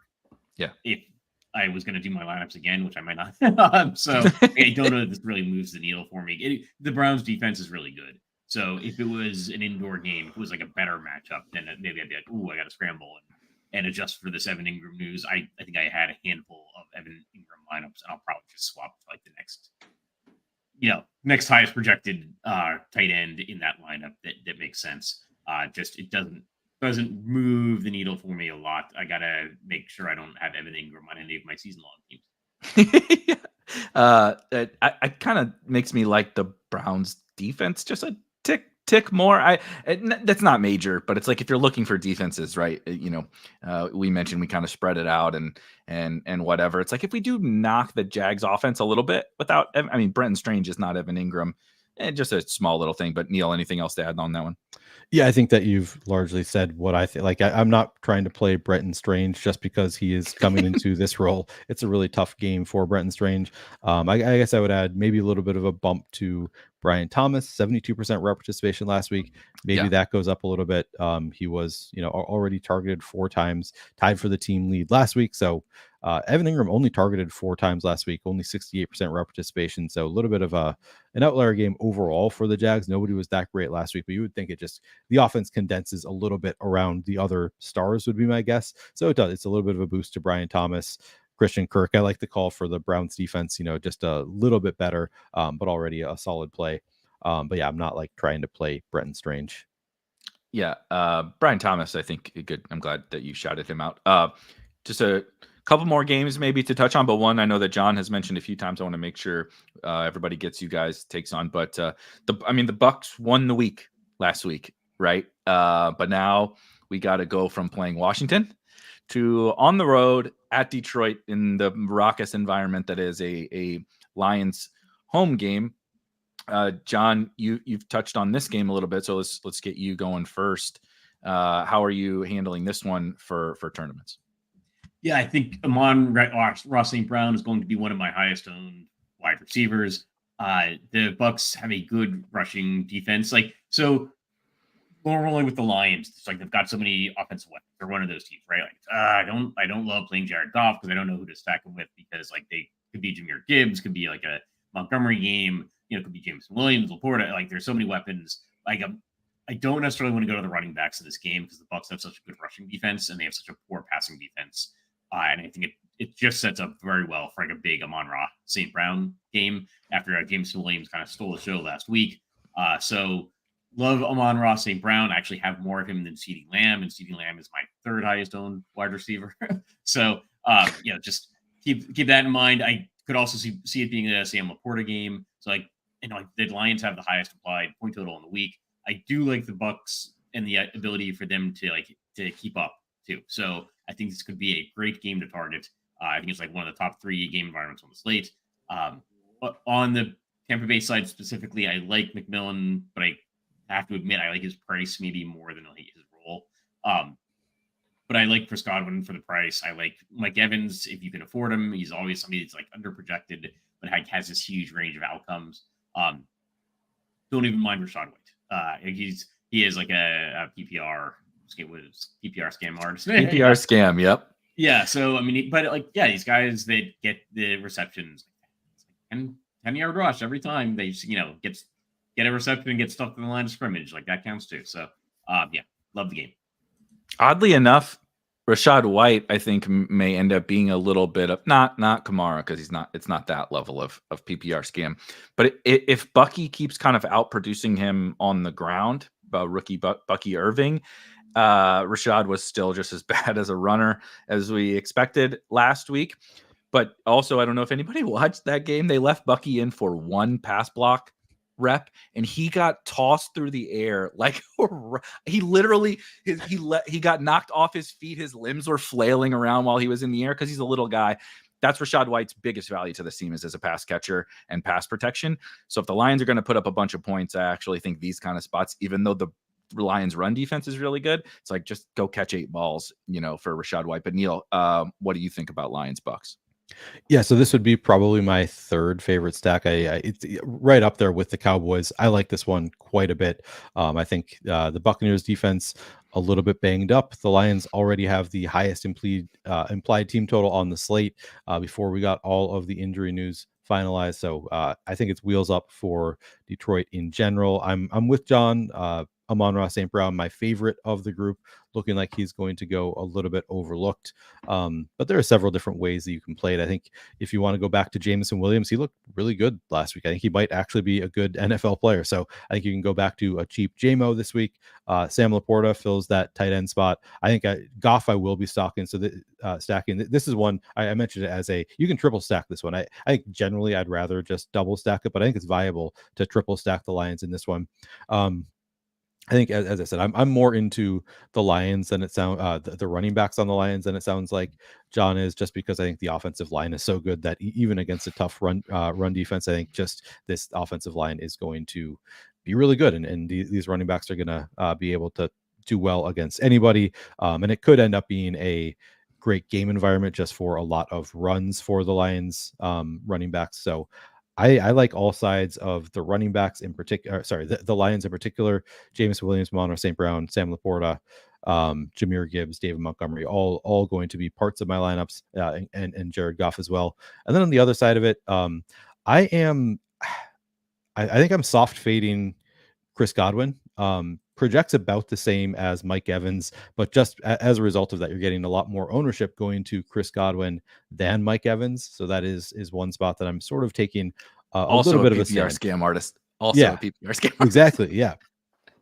So I will lean into the higher priced. He's definitely a worse point per dollar play, but Mike Evans, I think, we've seen the kind of omega upside he can have. So I actually prefer him bringing down the ownership of the lineup. So that's going to be one of the bigger stands I take. Is I'm going to have more Mike Evans than Chris Godwin in my lineups. So kind of going against the field there.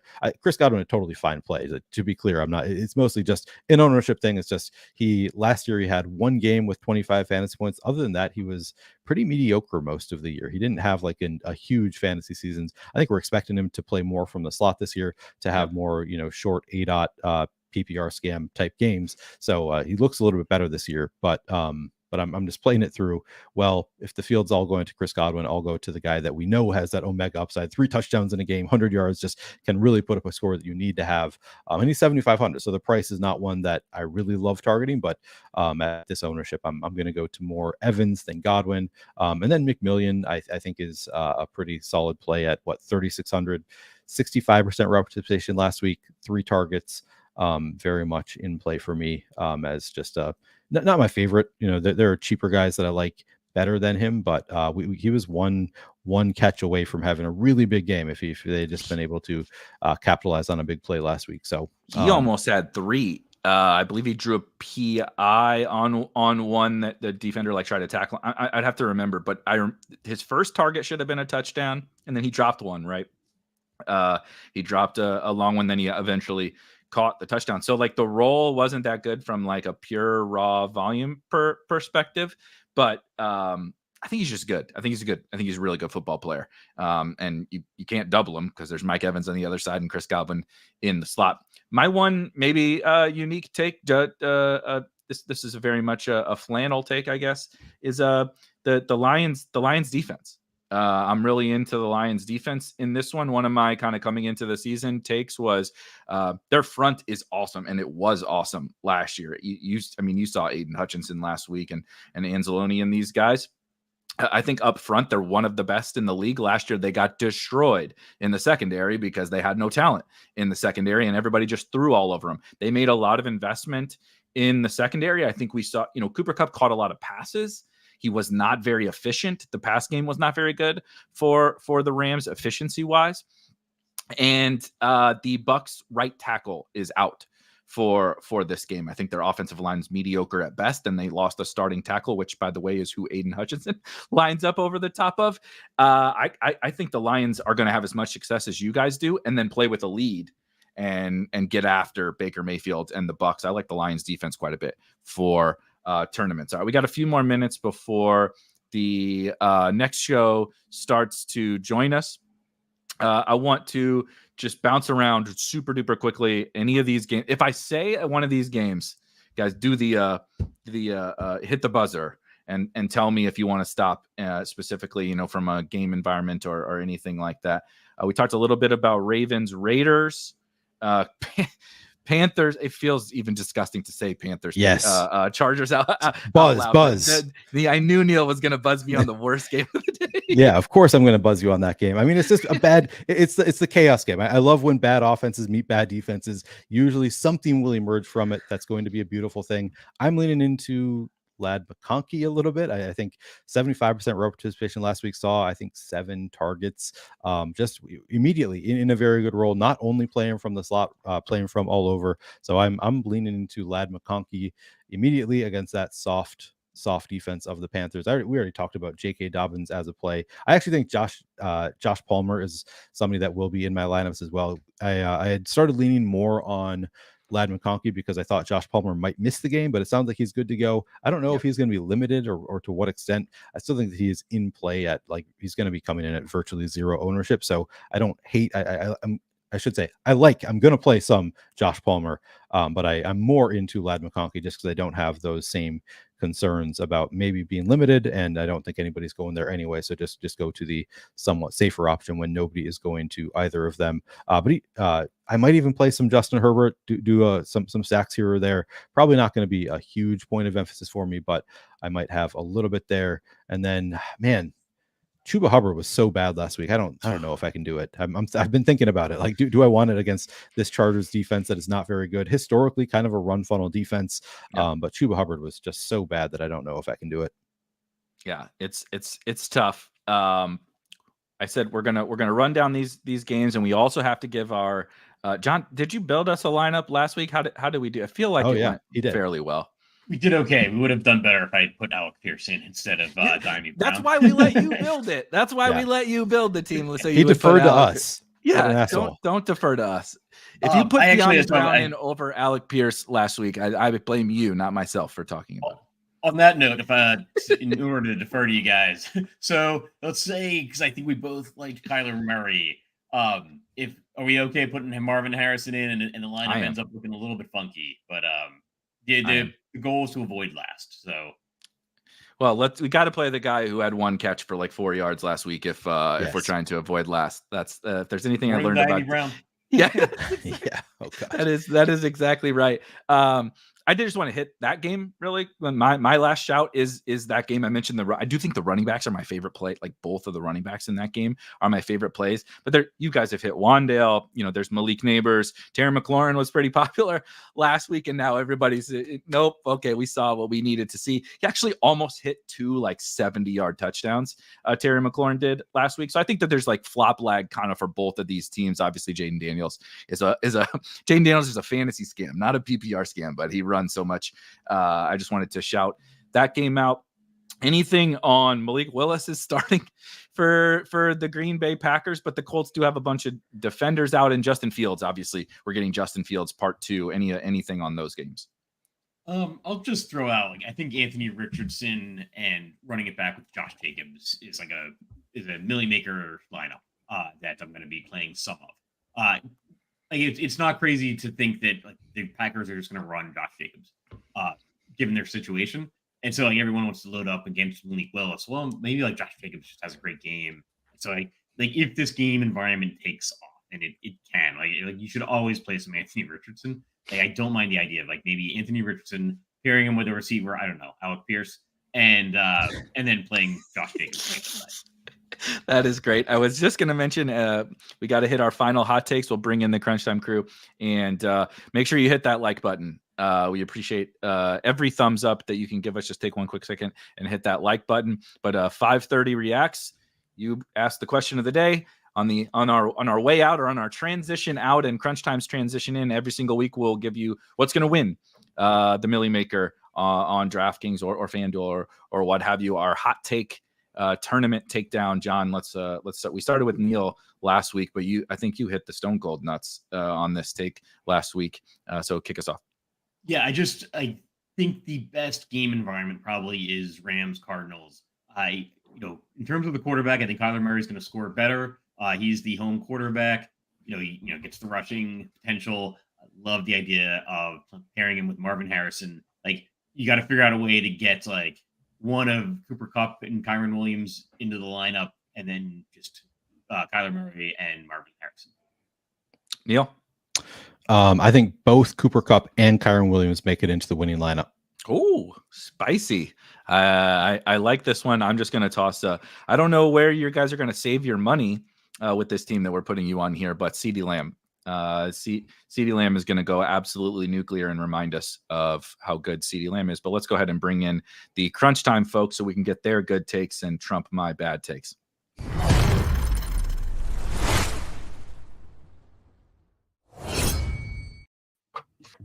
All right, perfect timing. We got the winners coming in.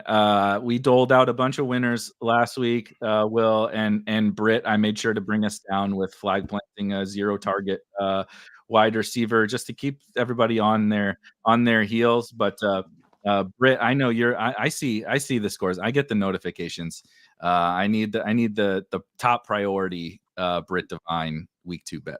Do you want to bet or do you want a Millie Maker? Where do you want to? Up to you. Up to you. I'm going to tack on to the Millie Maker play because I like Alvin Kamara quite a bit. Does a lot better in losses than wins, surprisingly. Racks up, as you call it, the PPR scam. Works out pretty well in the dome. Looking for him to have quite a few targets today if he sneaks into the end zone. A nice swerve off of Hall, Kyron Williams. We are all going down together is what I have learned in the last hour and a half. Chief, what do you got? Man, I don't like Brit. This is why me and Brit can't do shows together. We did this NFL show together a couple years They won't ago. let us. They're too good. They won't let us. But listen, I'm not going all in on the New Orleans Dallas game, but like I'm so high on that game, and I feel like the field just isn't.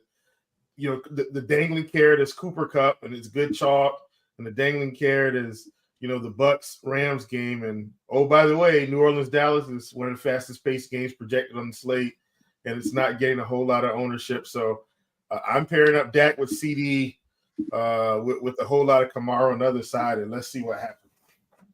I love this. Well, I'll tell you guys. We'll talk next week, and I'll tell you if I still love it. But I agree with everything. But we got to get out of here. We'll be listening. Enjoy crunch time. We'll see you guys next week. All right. Thanks. The GPP Flannel Takes show coming in here. That was a fun show they did. Also, the earlier show, 9:30. Listen to that. Long day here at RotoGrinders. Here with my old show friend, Will Priester, Chief. Like we said, our shows have been so good in the past. They simply just don't allow us to do them together. What's going on, my friend? Nothing much, brother. Doing good. I'm hoping, hopefully we get this thing right again this week. It's just good to see you, man. We might just have to get us a little show on the side on Wednesdays and start crunching some of these things. But good to see you. You've got a different scores than I said. I've got to get that one in the mail. See, I've got the I don't like that one. I don't like that one. I like this. I had that one, and I retired. I need to get my hands on that one. I need to get my hands on that one. For sure. TJ, what's going on? Good for if you've been watching the baseball weekend shows all year. Me and TJ have been on those all the time. Somehow I have weaseled my way onto the Sunday football show. TJ, what's going on, dude? Oh, not too much. Been a long morning so far with all the shows, but ready to dive into this slate, give my thoughts. I'm excited about it. I feel pretty good about it.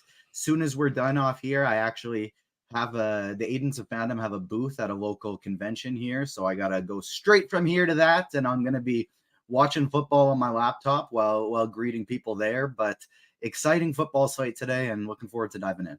Do you sleep, TJ? Yeah. I get a good 8 hours every night. Last night it was 11 p.m. to 7 a.m. was my sleep last night. But then Chief and I are going to be back tonight too. Chief and I are back for Sunday Night Football. Oh God, Yeah, I can't wait for that show. I can't wait.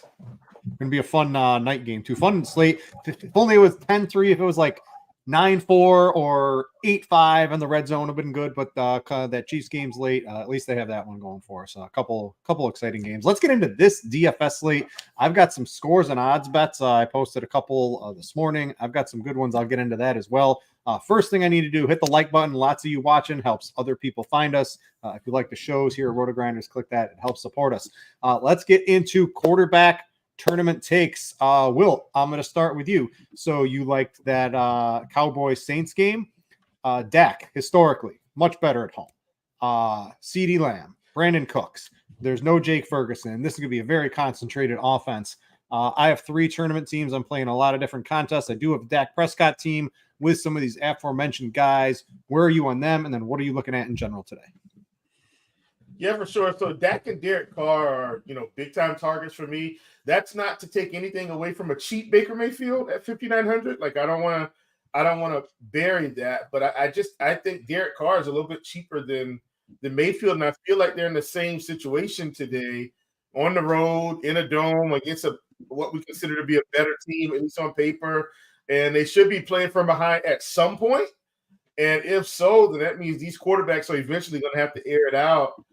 These teams, both of these teams I'm talking about, I'm referring to New Orleans and Dallas, both have enough weapons to get it done. So I'm really high on Dak Prescott today. I think Dak could put up 25 plus fantasy points. This feels like at least a 3 passing touchdown game from Dak for me. So I like him quite a bit. Once again, along with Derek Carr on the other side. In terms of other quarterbacks that maybe are off the beaten path, in terms of like quarterbacks you may play or may not play, I thought Matt Stafford was going to be higher owned today because of the Cup ownership. And lo and behold, I come into Sunday and he's not as high as I thought. So I've got a lot more interest in Matthew Stafford today than I did on Friday when I did the Blitz show. I really thought his ownership was going to steam up, and it hasn't. So Kyler Murray's got more ownership than Stafford. So that I'm very interested in Stafford with the Cup pairing. I know we're not talking about wide receivers, but I also like pairing him with DeMarcus Robinson or Tyler Johnson. I think he's got to spread it around some. Like Cup can get 20 targets, and these other guys can still get 8. Brit, like that's how crazy this is dealing with Stafford. So I really like him. I like Justin Fields. Let's call it Justin Fields solo. I don't know how this is going to turn out, but he's got so much rushing upside. If he happens to throw for 1 touchdown and rush for a touchdown, we could be looking at a tournament breaker. And then, of course, I think Jaden Daniels, he's getting ownership. But if he's it's just one game, I get it. But I do think the rushing ability is real. Now, the 2 rushing touchdowns, that's not going to happen every week. But the rushing yards, I think, is a real part of his game as a rookie. And so I'm interested there at 6,200. Yeah, for cash real quick, on DraftKings and FanDuel, DraftKings, you're probably looking at guys like Mahomes, Jaden Daniels. I didn't find myself getting all the way down to Fields. Probably not the optimal way for me personally to make teams. But Mahomes, I don't even really want to play Mahomes, but you have the salary. I like him to pass a reasonable amount today. If you want a little bit more of a runner, I think Jaden Daniels, like Chief said, I think is very cash game playable on DraftKings. FanDuel, Daniels. It's Fields for me on DK today. I absolutely love him in cash. He's so cheap. He should be running a ton. Extra week of practice with the first team. And you can literally do whatever. I can play. If I play the Saints defense, nice and cheap, and Justin Fields, I can play every single skill player I want to get in cash games today. Yeah, I completely understand that. I'm not. I think Daniels is a nice in between if you don't want to go down to Fields against the Giants there today.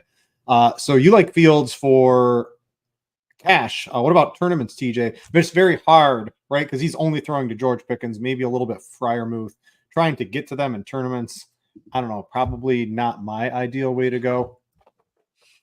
I am not getting to him super heavy in tournaments. I do like full stacking a lot in tournaments. And so I do have some Millie Maker teams that are essentially just variations of my cash team that just don't have Jordan Mason, and I sub in guys like J.K. Dobbins and Devin Singletary and Najee Harris, or I guess not with Fields, but Ramondre Stevenson, guys like that. And so I have a couple like cash variations in tournament lineups, and then a couple just like skinny stacks with pick-ins. But my favorite quarterbacks to target for tournaments are Baker Mayfield and Matthew Stafford, and then Dak Prescott. Those are my big. Those are three literally. today. I have 3 teams, and those are my quarterbacks. Those are my 3 for my 3 entry max too. I did cash, a 3 entry max, and then about 50 in the Millie Maker, and those are my QBs in the 3 entry max as well. I had Kyler Murray as one of them, and then I switched it to Dak Prescott this morning. I think if you are playing somebody like Matthew Stafford, where Kyron Williams will be chalk, the cheap receivers are going to get played, Kupp is going to be mega chalk. I think if you're playing Stafford, you need 3 pass catchers with him, because otherwise there's no point of playing Stafford with Kupp. You can just play Kupp and then play a running quarterback. I think if Stafford's going to end up optimal, it's because he's throwing for 300 plus yards, 3+ touchdowns, maybe 4, maybe 5. And if that's the case, I want all the receivers they're going to. So I'm not just playing him with Kupp or Kyron. I'm playing him with Kupp and Kyron, and then throwing in one of the cheap receivers or a tight end. Or I'm fading Kyron in a lineup, and I'm playing 2 receivers and a tight end, or all 3 of his receivers. Some of my favorite tournament lineups today have Stafford, Kupp, Robinson, Johnson, and then Trey McBride at the tight end position. So really, really love the full game stacks of Rams and Cardinals, either side, with Kyler Murray or with Matthew Stafford. Love Baker with Godwin and Mike Evans. Maybe you even want to throw in a Jalen McMillian too. Then next favorite would be Dak Prescott, either just with CD or pair him with Cooks, pair him with Schoonmaker, the nice cheap tight end today. That's where I'm getting most of my exposure. After that, it's just like I want to make sure I get a few game stacks in tournaments, so I have a lot of Mahomes running it back with Chase. I actually have one Burrow team where I run it back with Pacheco and Rashee Rice on the other side. A couple Carr stacks, some Goff stacks I like today. And then I am going back to the well with Anthony Richardson, trying the exact same thing that I tried last week since it was so close. I have some lineups with just Richardson, Alec Pierce, and A.D. Mitchell all together. A couple cheap receivers with him. If he actually connects on the long bombs to both of them today, it could be a big GPP winning day. Not often game stacking that one because I don't really like the Green Bay side, but I have a couple lineups with Josh Jacobs in there. All right, so there's some quick thoughts on quarterback. I want to give you Chief, me, and TJ all seem to be high on that Dallas offense. I think the Saints offense, it's not a Stone Age offense anymore. It's with Kubiak in there as the OC. It's a real offense. The over is 47. Didn't even get that on scores and odds, but I just bet that. Put a nice big 2-unit bet on that during the show here. I can't believe I forgot to get that one. The other one I was on today, I've been putting it throughout. Retweeted on Twitter. Is the over in the Buccaneers-Lions game. Just so many people out on that Buccaneers offense. I know we like Baker. We didn't really talk too much about Goff, but they're going to be able to move the ball pretty easily. They always do at home. I like Baker to be able to put up some points as well here. So hit the over on that. That's 51.5 basically everywhere. You can get a 47 on the Cowboys basically everywhere as well. All right. So real quick, before we get to running backs, I want to tell you guys about Splash Sports. You can skip the trip to Vegas. Splash Sports hosts NFL Survivor and Pick'em pools. You can get $1 million Survivor pool in week 1. That's over. But they have a Survivor Revival. The RotoGrinders one is full on there. I think the $20 one filled on there. There is a $50 one in the lobby. It's not the RotoGrinders one. But if you want to play Survivor again, go jump on that over at Splash Sports. A whole bunch of other things going on over there. Pick the Ravens. Move on to next week. Not many other spots you're going to be able to use the Ravens too much as the progresses. TJ's got it pulled up for everybody here. I'm in a lot of these things on Splash Sports. You might find me in the lobby. We've got a lot of RotoGrinder stuff too as well. But make sure to go check that out. All right, let's go to a running back. Let's see, cash games. So you got Jordan Mason, lock. You've got a Breece Hall or Kyron Williams. You're probably going to want one of those. Maybe both of them. That looks like the DraftKings play. On FanDuel, you can make some teams with Charbonnet if you wanted to play up elsewhere, but Charbonnet I think we might look back and be like, why are we playing Zach Charbonnet when we have these guys who are literally guaranteed almost every backfield touch if the week 1 usage carries over? And we don't exactly know what's going to happen in Seattle today. So I'm a little bit more down on Charbonnet than I think some of the projections are. I like the true bell cows. We're getting bell cows back in the NFL with how teams are playing coverage. So you're getting these guys who are getting more volume. They're more efficient. They're getting all the touches. So maybe it is starting. We used to play wide receivers in the flex all the time, Chief. That's what we were doing for the past couple of years. I think it might be turning back into running backs. There's a lot of them. So Cash, Lock, and Mason, basically every site. I like Hall or Kyron Williams, probably both of them if you can get to them. That's how I'm trying to approach today from a cash perspective. Tournaments, Chief, let's go to you first. How are you handling the chalk at the top? What are you doing with Mason specifically? And then any other guys you can throw in there. Yeah, for sure. Want to be getting Mason in. I'm probably a little bit higher on Charbonnet than you are just because of the price, but that's more so, hey, if he rushes for 60 yards and a touchdown and has 3 catches or something, like he's right there. I think he's going to get 6-7 catches today. That's why I'm so high on Charbonnet. Like, I think he is going to have the bell cow role, and I don't think the New England defense is necessarily bad by any means. I think they're quite good, but I just think Charbonnet is going to be getting 6, 7, 8 targets out of the backfield today. Yeah.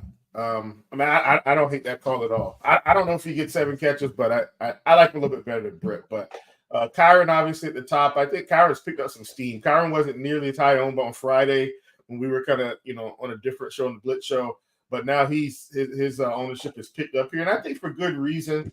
I just think he's going to be involved. And one of the things that I mentioned earlier was Kyron was on the field 91% of the snaps, and I think there was a little bit of uncertainty earlier because of the Blake Corum situation and he's catching punts or returning kicks or whatever it was. But we clearly see Kyron as the leader of this backfield. Something else I want to mention, a guy that I'm probably much higher on the field, and that's Jonathan Taylor. Even against Green Bay, Jonathan Taylor was on the field 96% of the snaps, and I think people are afraid. But this is a guy, Britt, that we've seen get 18, 20 carries a game, 100 yards, 2 or 3 touchdowns. Like, this is within the realm of possibility, and nobody wants to play him today. Ownership down at 5%. That's the likes of guys like right. So I mean, today is the day to try to get some Jonathan JT in your lineup. This is a guy that we know could just absolutely take off. He's not much more expensive than Breece Hall, where Breece is getting closer to 30%. And once again, I'm not saying Breece is bad. I'm saying in tournaments, like how often are we going to get Jonathan Taylor at 5% ownership? Not very often. I think that's a good proposition today in that situation. Another guy that I like is Derrick Henry. I know Henry came out of the gates, looked a little sluggish, whatever. We just saw the Raiders get gashed on the ground last week by the Chargers, and I feel like, the Ravens, hear me out here. The old offensive coordinator for the Ravens, and I'm not saying things are the same, Brent. Britt, I'm not saying that. But we just saw Greg Roman gash this Raiders offense. You don't think Lamar, there's still components of that offense that still exist in Baltimore, and now they've got Derrick Henry, who's more of a bell cow. I think Derrick Henry at 6,700 on DraftKings. He's getting 12% ownership, around 12. I think he's a good proposition at running back today. I think James Conner is a good proposition, but nobody wants to play him. James Conner, 6,400. He got peppered with targets last week.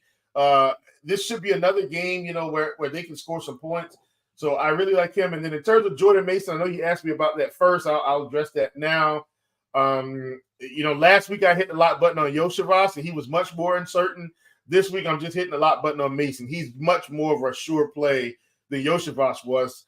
And clearly we think he's going to own the backfield again. So I'm just going to hit the lock button. And if he fails, I fail. All right. TJ, what are you doing with Mason? Projected 41% own. Those are for large field tournaments on DraftKings. Over, under, around the field. He's someone I would consider almost locking in to basically every lineup. I'm sure some people will take the easy button on that. What's your thoughts on him and then anybody else you might be looking at? I do have a ton of Mason today, probably a little bit over. I have a rule for 2 specific spots on the slate.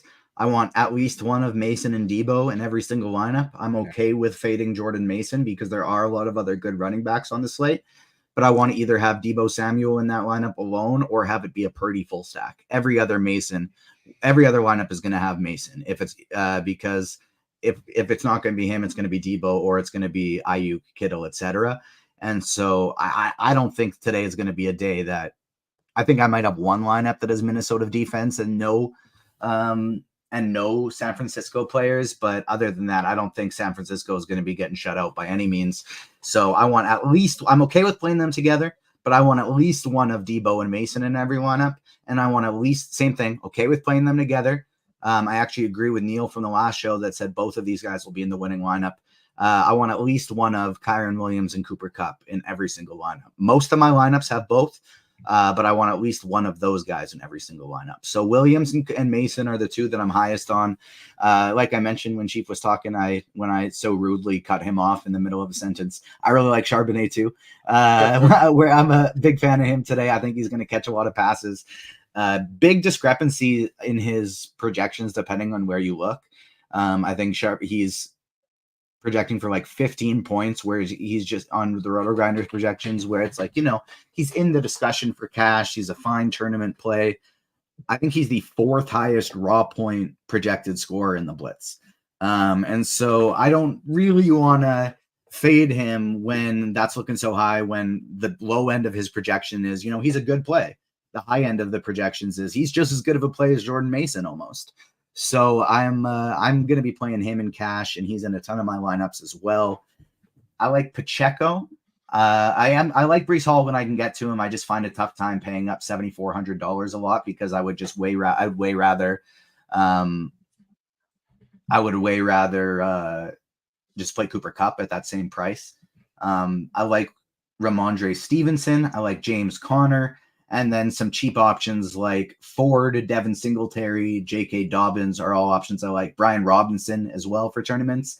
And then I'm getting to a lot of Kamara, specifically in my Dak Prescott teams. Yeah, Kamara's would be my GPP choice as well. It's very hard for me as a whole right now. We usually don't see running backs get 80, 90, 100% of the backfield touches, snaps, and we had multiple instances of that in week one. It seems like that's going to carry forward. So the guys like Breece Hall, Kyron Williams, Jonathan Taylor, Jordan Mason, right? These guys are just locked in. Stevenson even locked into huge roles, hard to overlook that generally at the running back position. Chief, did you want to say something? I hope the Patriots can keep this. I hope the Patriots can keep this game close enough. I have a hefty amount of Ramondre over 16.5 rushing attempts today.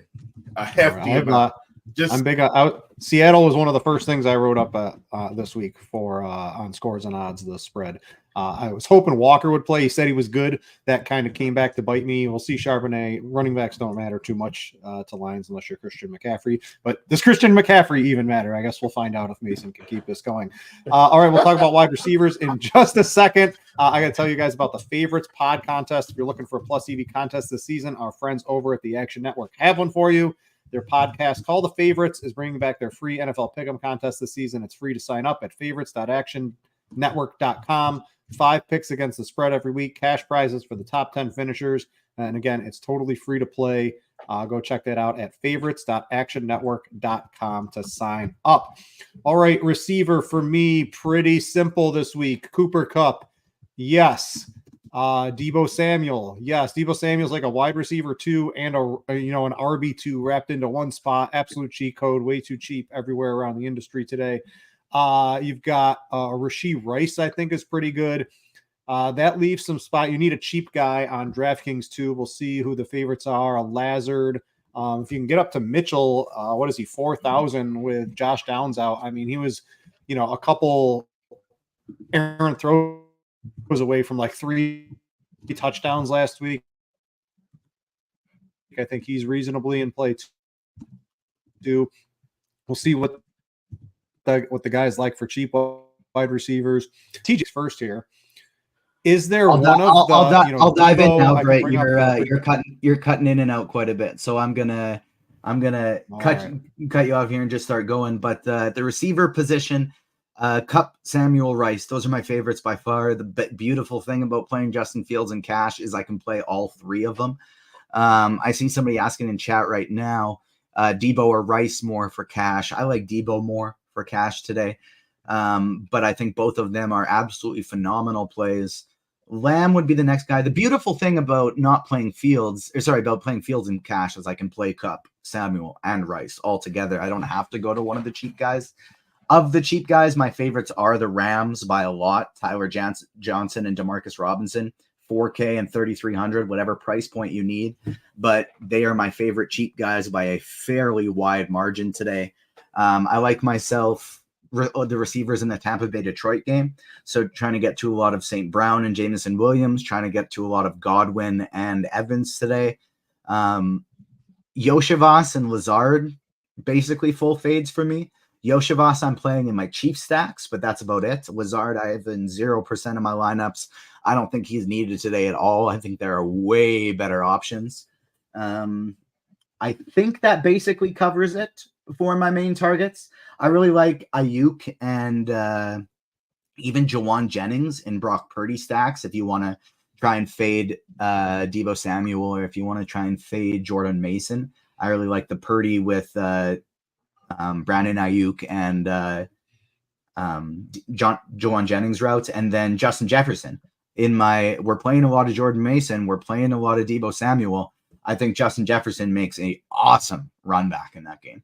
Yeah, Chief, hopefully I'm coming in a little bit better here. Chief, where are you standing at wide receiver? Cup, Debo look to be the top two. I absolutely love those guys. They're on all my cash teams, absolute priorities for me. It seems like CeeDee Lamb's in an absolute nuclear spot with no Lattimore, with a more condensed passing tree, with Dak at home and a dome. I mean, Lamb's going to have a massive game. His ownership is going to creep up there, but it's nowhere near those top two guys. Is there any one of those that you would rather have more of or less of then? Do you see any reason to want to fade a Cooper Kupp or a Debo or a Rice or a Lamb today? I mean, normally the high-priced wide receivers is what you want to veer away from in tournaments, but that's when it's like absolutely horrible wide receivers that get pushed up for no reason. So maybe like a Lazard or a Yoshivas, like TJ was saying. But these guys that are high-priced in huge spots, I mean, it's very hard to overlook them today. Yeah, and that's kind of where I am, Britt. It's kind of more of a, I'm not trying to be stupid. I'm just trying to zig when others are zagging. So like today, listen, I'm not telling anyone to not play Cooper Kupp because the volume's going to be there. And he's shown that when he's the guy, like it's 8, 9, 10 catches, 11 catches, 12 catches, 80 yards, a touchdown, 120 yards, 130. So, like, we know Cooper Kupp's going to get the volume, Britt, and that's the thing. Like, we're not depending on Cooper Kupp for 50-yard touchdown bombs. He's going to get there on volume. So that's why I'm perfectly fine with Kupp. But the same thing is going to apply for Lamb. The same thing is going to apply for Jefferson. The same thing is going to apply for St. Brown. And I think these guys are getting overlooked because of the Cooper Kupp effect. And I'm really interested in those top three: Lamb, Jefferson, Brown. We saw Jefferson last week. I think he had 5 catches for, 50-something yards or 60-something yards, 61 yards and a touchdown. And they didn't have to do anything in that game, Britt. We're pretty much in control from start to finish. This isn't going to be that game. We've seen Coach McConnell be able to get him the ball. So I really like Jefferson, really like St. Brown, really like Lamb, obviously. Another guy that I think is going overlooked is Garrett Wilson. I talked about the fact that I think Aaron Rodgers, while Alan Lazard had these targets last week, I'm not saying Alan Lazard is bad. I'm saying I think Garrett Wilson is still going to get peppered with targets. He had 11 targets last week. The game just kind of got out of hand. There was an early interception. San Francisco controlled that game in terms of the game script, and it just got out of hand. This man had 4 targets in the first quarter, Brett. 4 catches for about 44 yards roughly in the first quarter. If he was able to get a full body of work and San Francisco didn't just run out basically the second quarter, by the time this game is over, maybe he has 8 catches for 110, a touchdown. I don't know. But my point is, I think Wilson is going to continue to get work. He's got his target prop is anywhere from 9.5 to 10.5, which tells us what? He's going to get tremendous volume. And at 7,100, by the end of the season, he may be 8K. Another guy that I think is getting overlooked, this is a little bit closer to the mid-range. Once again, I love Debo, love Rashee Rice. I'm not overlooking those guys. But Marvin Harrison Jr. 6,900 in that same game, didn't really get the volume last week. I think that was just I think that was just a weird game, right? They kind of had a similar situation where Buffalo kind of ended up controlling the game a little bit later. They did not draft Marvin Harrison a top 10 pick to not throw him the football, Britt. He's going to get some work this week, I think. So I think he's a really good play also. And I'll leave it at that so you guys can hop in here and chime in. Real quick, Chief, give me low-owned wide receivers, good for large field tournaments. Take a scroll through the 5% owned or less. Give me one or two guys that stand out to you. Marvin Harrison Jr. Yep, projected 2.5% right now on DraftKings. Yeah, sounds good. Love Marvin Harrison. I'll take a Shaheed opposite of anyone in that Dallas game. I like Kamara. I like that game's going to have a ton of points. Like I said, I hit the over on that one.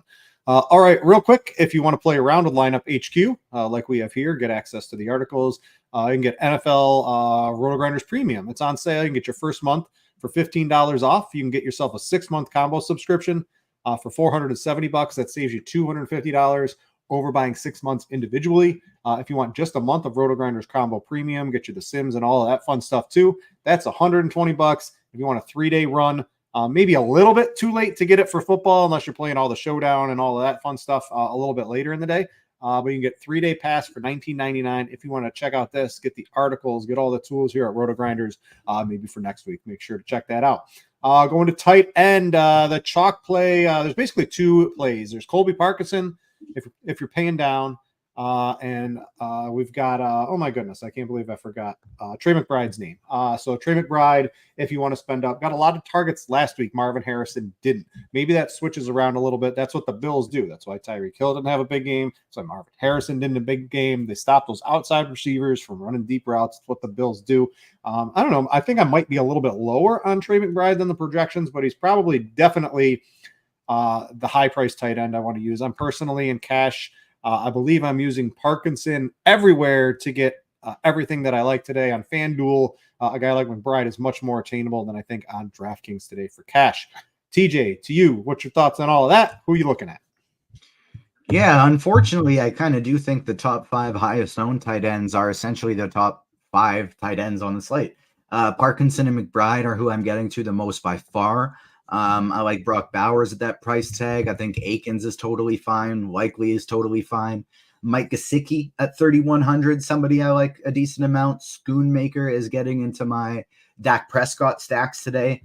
If you really need like something crazy, a full out punt, a $2,500 tight end opened up with Evan Ingram being out. I don't like it. I don't want to do it very much, but I did do it just in like 1 or 2 lineups that I needed somebody insanely cheap. And so I just went full punt tight end with Strange is his last name, Brenton Strange, 2,500.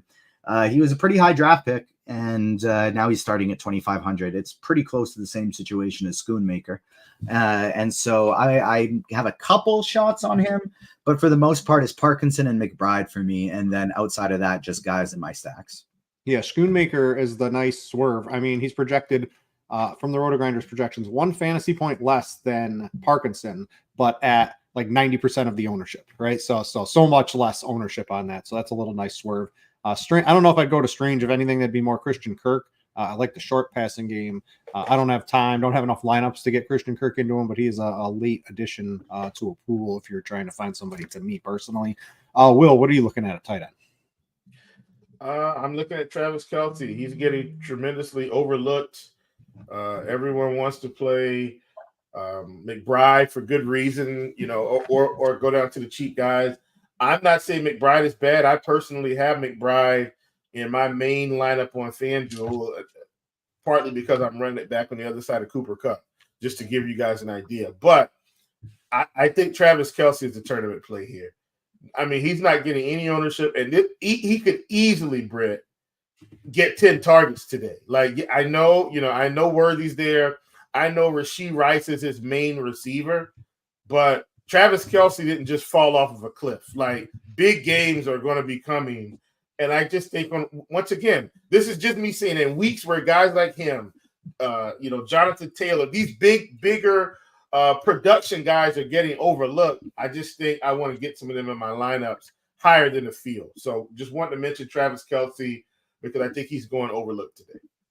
All right, let's get to some questions. First, I'm going to go to the live stream chat in Discord. If we run out there, I will go to the youtube.com. Who might have? This is FanDuel Cash. I'll answer this one. You guys can give your input. Mahomes, Stevenson, and Pacheco, or Jane and Daniels, Breece Hall, and Connor. I'm on number 2 there simply because on DraftKings, I think I'm going with Mahomes. I don't want all Mahomes in case he has the, 275 yards with 2 touchdowns and 10 yards on the ground. And, he doesn't get in the end zone that way. I like Mahomes. I think he's a better play on DraftKings.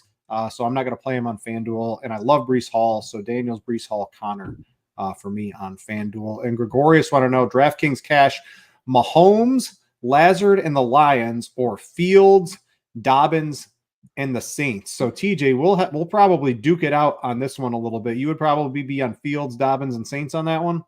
Yeah. I might even, if you can get Dobbins. Oh, Dobbins is not going to be as efficient as he was last week, right? And let's be real, he's still I think is a reasonable timeshare running back. Brett, yeah, Brett. he is. I'm a Carolina Panthers fan. Don't insult J.K. Dobbins. The Panthers are terrible. Trust me. I just saw someone. We average double-digit yards per carry today. There are a lot. That line was at 6.5, and it moved to 4.5. So there's some sort of a lot of money coming in and smart people on the Panther side of your game, Chief. I'm on the Charger side, so I'm on the dumb money side. It looks like. So I agree with you. Your Panthers are horrible, but someone out there with a lot of money seems to be moving that line towards the Panthers' favor. A lot of money doesn't always mean smart money. That is true. You never really know what's what. I was the highest unit on scores and odds week 1, right? I mean, I think I know what I'm doing a little bit. I might not have $1 bajillion to throw it at, but I got a couple hundred to back it up. So we'll see how that goes. All right, let's go a couple more here. McLaurin, I'm just trying to see if I can get some questions in here from the chat. Henry or Kamara? I would take Kamara straight up in basically any format if I was playing that today. What do you think, TJ? Yeah, unless it is season-long fantasy with 0-point PPR, then I would pick Derrick Henry, but otherwise it's Alvin Kamara in any format. All right, let's see if we've got a couple more chalky defenses today. I could take a look at that. Don't really think so. There's not that ultra cheap defense that you can get. We're currently projecting the Chargers as the highest owned, and they're 3,400. They might not get there because that is an expensive defense. I think if you're going cheaper, the Lions, the Broncos, the Lions will probably end up, I think, as the highest owned defense, although I think Tampa Bay is going to be able to put up points on that. So I like the Lions and the Broncos as cheaper defenses. Does anyone have a defense take here? Seems about right. Nothing too overwhelmingly owned a defense today. If I can spend up, I love almost anybody 3,400 and above. Yeah. Chargers, Steelers, Cowboys, Jets, 49ers, Ravens, like literally all of them. Anybody 3,400 and above. That's not always easy to do. So my favorite cheap options are Titans at 2,700, Saints at 2,400, and Patriots at 2,800. All right. We got Champ in the Discord wants to know Charbonnet and Debo or Kyron and Brees with Godwin. So I'm Champ. Give me that event. I mean, Kyron and Brees is obvious. That's your dream scenario, I think, for anything on DraftKings Cash today. Do you guys see that from the Discord? Can you make out what he's pricing wise? It would have to be Charbonnet and Brees or Debo and Kyron. I would play Debo and Kyron without question. I would play Debo and Kyron for sure as well. Yeah. But based on that question, unless he's typing again right now, so we can just get it. But based on that question, it's definitely regardless, it's the side with Kyron Williams. All right, Pierce at wide receiver. So he had the long touchdown last week. I think So the Colts wide receivers could have easily been Adonai Mitchell twice. Yeah, Mitchell, I think, is probably who I would take a shot at. I think one of them is going to have a reasonable week almost every week. I think it's going to be very tough to figure out which one because Richardson's a little inaccurate. We saw that, and there's too much rushing when you have Jonathan Taylor and Richardson around the goal line. There's just a lot of touchdowns are going to go to them. I'd probably take a shot on Mitchell again at 4K, right? Yeah, Yeah, in my I Richardson don't mind lineups for sure. He can fit Kyron and Brees with Charbonnet, but he has to fade Debo. I don't know. He's saying he that would go to Godwin. I think Godwin's a nice consolation prize. I would probably do that. Godwin's like I don't know. I'm confused because he said he's fitting Kyron, Brees, and Charbonnet. But We're going to move on. And he says if you can fit Kyron and Brees on DraftKings, if you have to play Godwin to get that, I'm okay. Godwin's like the number 4 or 5 cash consideration on DraftKings, and I want to do whatever I can, me personally, to get Kyron and Brees along with Jordan Mason on my DraftKings team today. All of those players are fine as long as you have Jordan Mason, Cooper Kupp, and Kyron Williams in cash. All right, Shaheed or Pierce? Definitely Rashid Shaheed. This Colts off the Saints offense. I know it was against the Panthers, but last year it was just Stone Age, no play action, no motion, no anything. All of that's changed. There's some of the highest rates in the league. Kubiak's going to have this offense humming. Carr's never going to be great, but he's going to be more efficient. It's still indoors. I'm going to take Shaheed over Pierce without even thinking twice about that today. Definitely. Chief? I'm in. I am in. Right. Just trying to take a look real quick. A couple of bets. I don't see any questions. If you have questions, keep throwing them in here. Chief, you got any props? Anything you're really looking at today? I know TJ had a nice one on underdog. If you guys were looking at that, Kupp is still sitting there at 11.5 targets. I went berserk on that. I went on berserk on that, TJ, based on your advice. So if you're on underdog, quickly go take a look at that. Chief, you looking at anything on those sites today? Man, I listen. I got plenty of stuff. I'll just give me a favor. A few things. Well, I think I gave you one, which was Ramondre over 16.5 rushing attempts. Mm-hmm. I mean, listen, how many you want, Britt? You know, I got these things for days. Like I know. Well, just give me like 1 or 2. We're spreading the love around here in the final couple of minutes. All right. I've got Kamara over 5.5 targets. I've got Chris Godwin over 7.5 targets also. I've got Justice Hill less than 4.5 rushing attempts. That was probably sneaky, probably got pulled. I think I caught that one. That one might be gone. But Justice Hill less than 4.5 rushing attempts. Yeah, I absolutely love the Kamara over 5.5 targets as well. I got that one. And then my other big one is Rashee Rice, more than 67.5 receiving yards. Yeah, I think there's like 6 people with Rashee Rice overs on scores on odds today. One I put up this morning, Brock Bowers over 3.5 receptions. There's not free money handed out by sportsbooks. I think this is a reasonably good one to go get here. 6 receptions, week 1. Negative game script. I mean, this dude was fluid, was wide open on a lot of plays, not because defenders fell down, because people just can't keep up with him in and out of breaks. He looks like the real deal as one of the best prospects ever. Go get him. 3.5 receptions. I see FanDuel's offering that at minus 102. If you have access to that, go and get that right now. That's one of my favorite props. Put that up just before the show. All right, real quick, going to take one last look at some questions. Don't see any in the Discord. Going to go to the YouTube. If you can switch over to FanDuel on the screen share, I got a FanDuel one for you here from YouTube. Final piece, FanDuel GPP in the flex. 7,700 or less already have Kamara. All right, so 7,700 or less in the flex. What have I done here? So I'm going to assume if you already got Kupp, if you don't have Kupp, it's definitely Kupp. So Kupp, he already had who? Kamara. So there would be I like Pacheco. I think Rashee Rice. Probably you're going to want a part of the Chiefs. So if you don't have one of those already, I would probably go with one of them. Or Debo is just, I mean, absolute cheat code. But I think I want a piece of that Chiefs offense. So I'd probably say Rice or Pacheco. I got to have some of them against the Bengals today.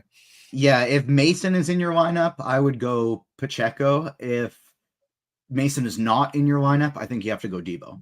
But that's all pending if Kupp is not in there. He said he has Kupp. So yeah. If Mason is there, then it's Pacheco or Rice, but I'd go Pacheco on FanDuel.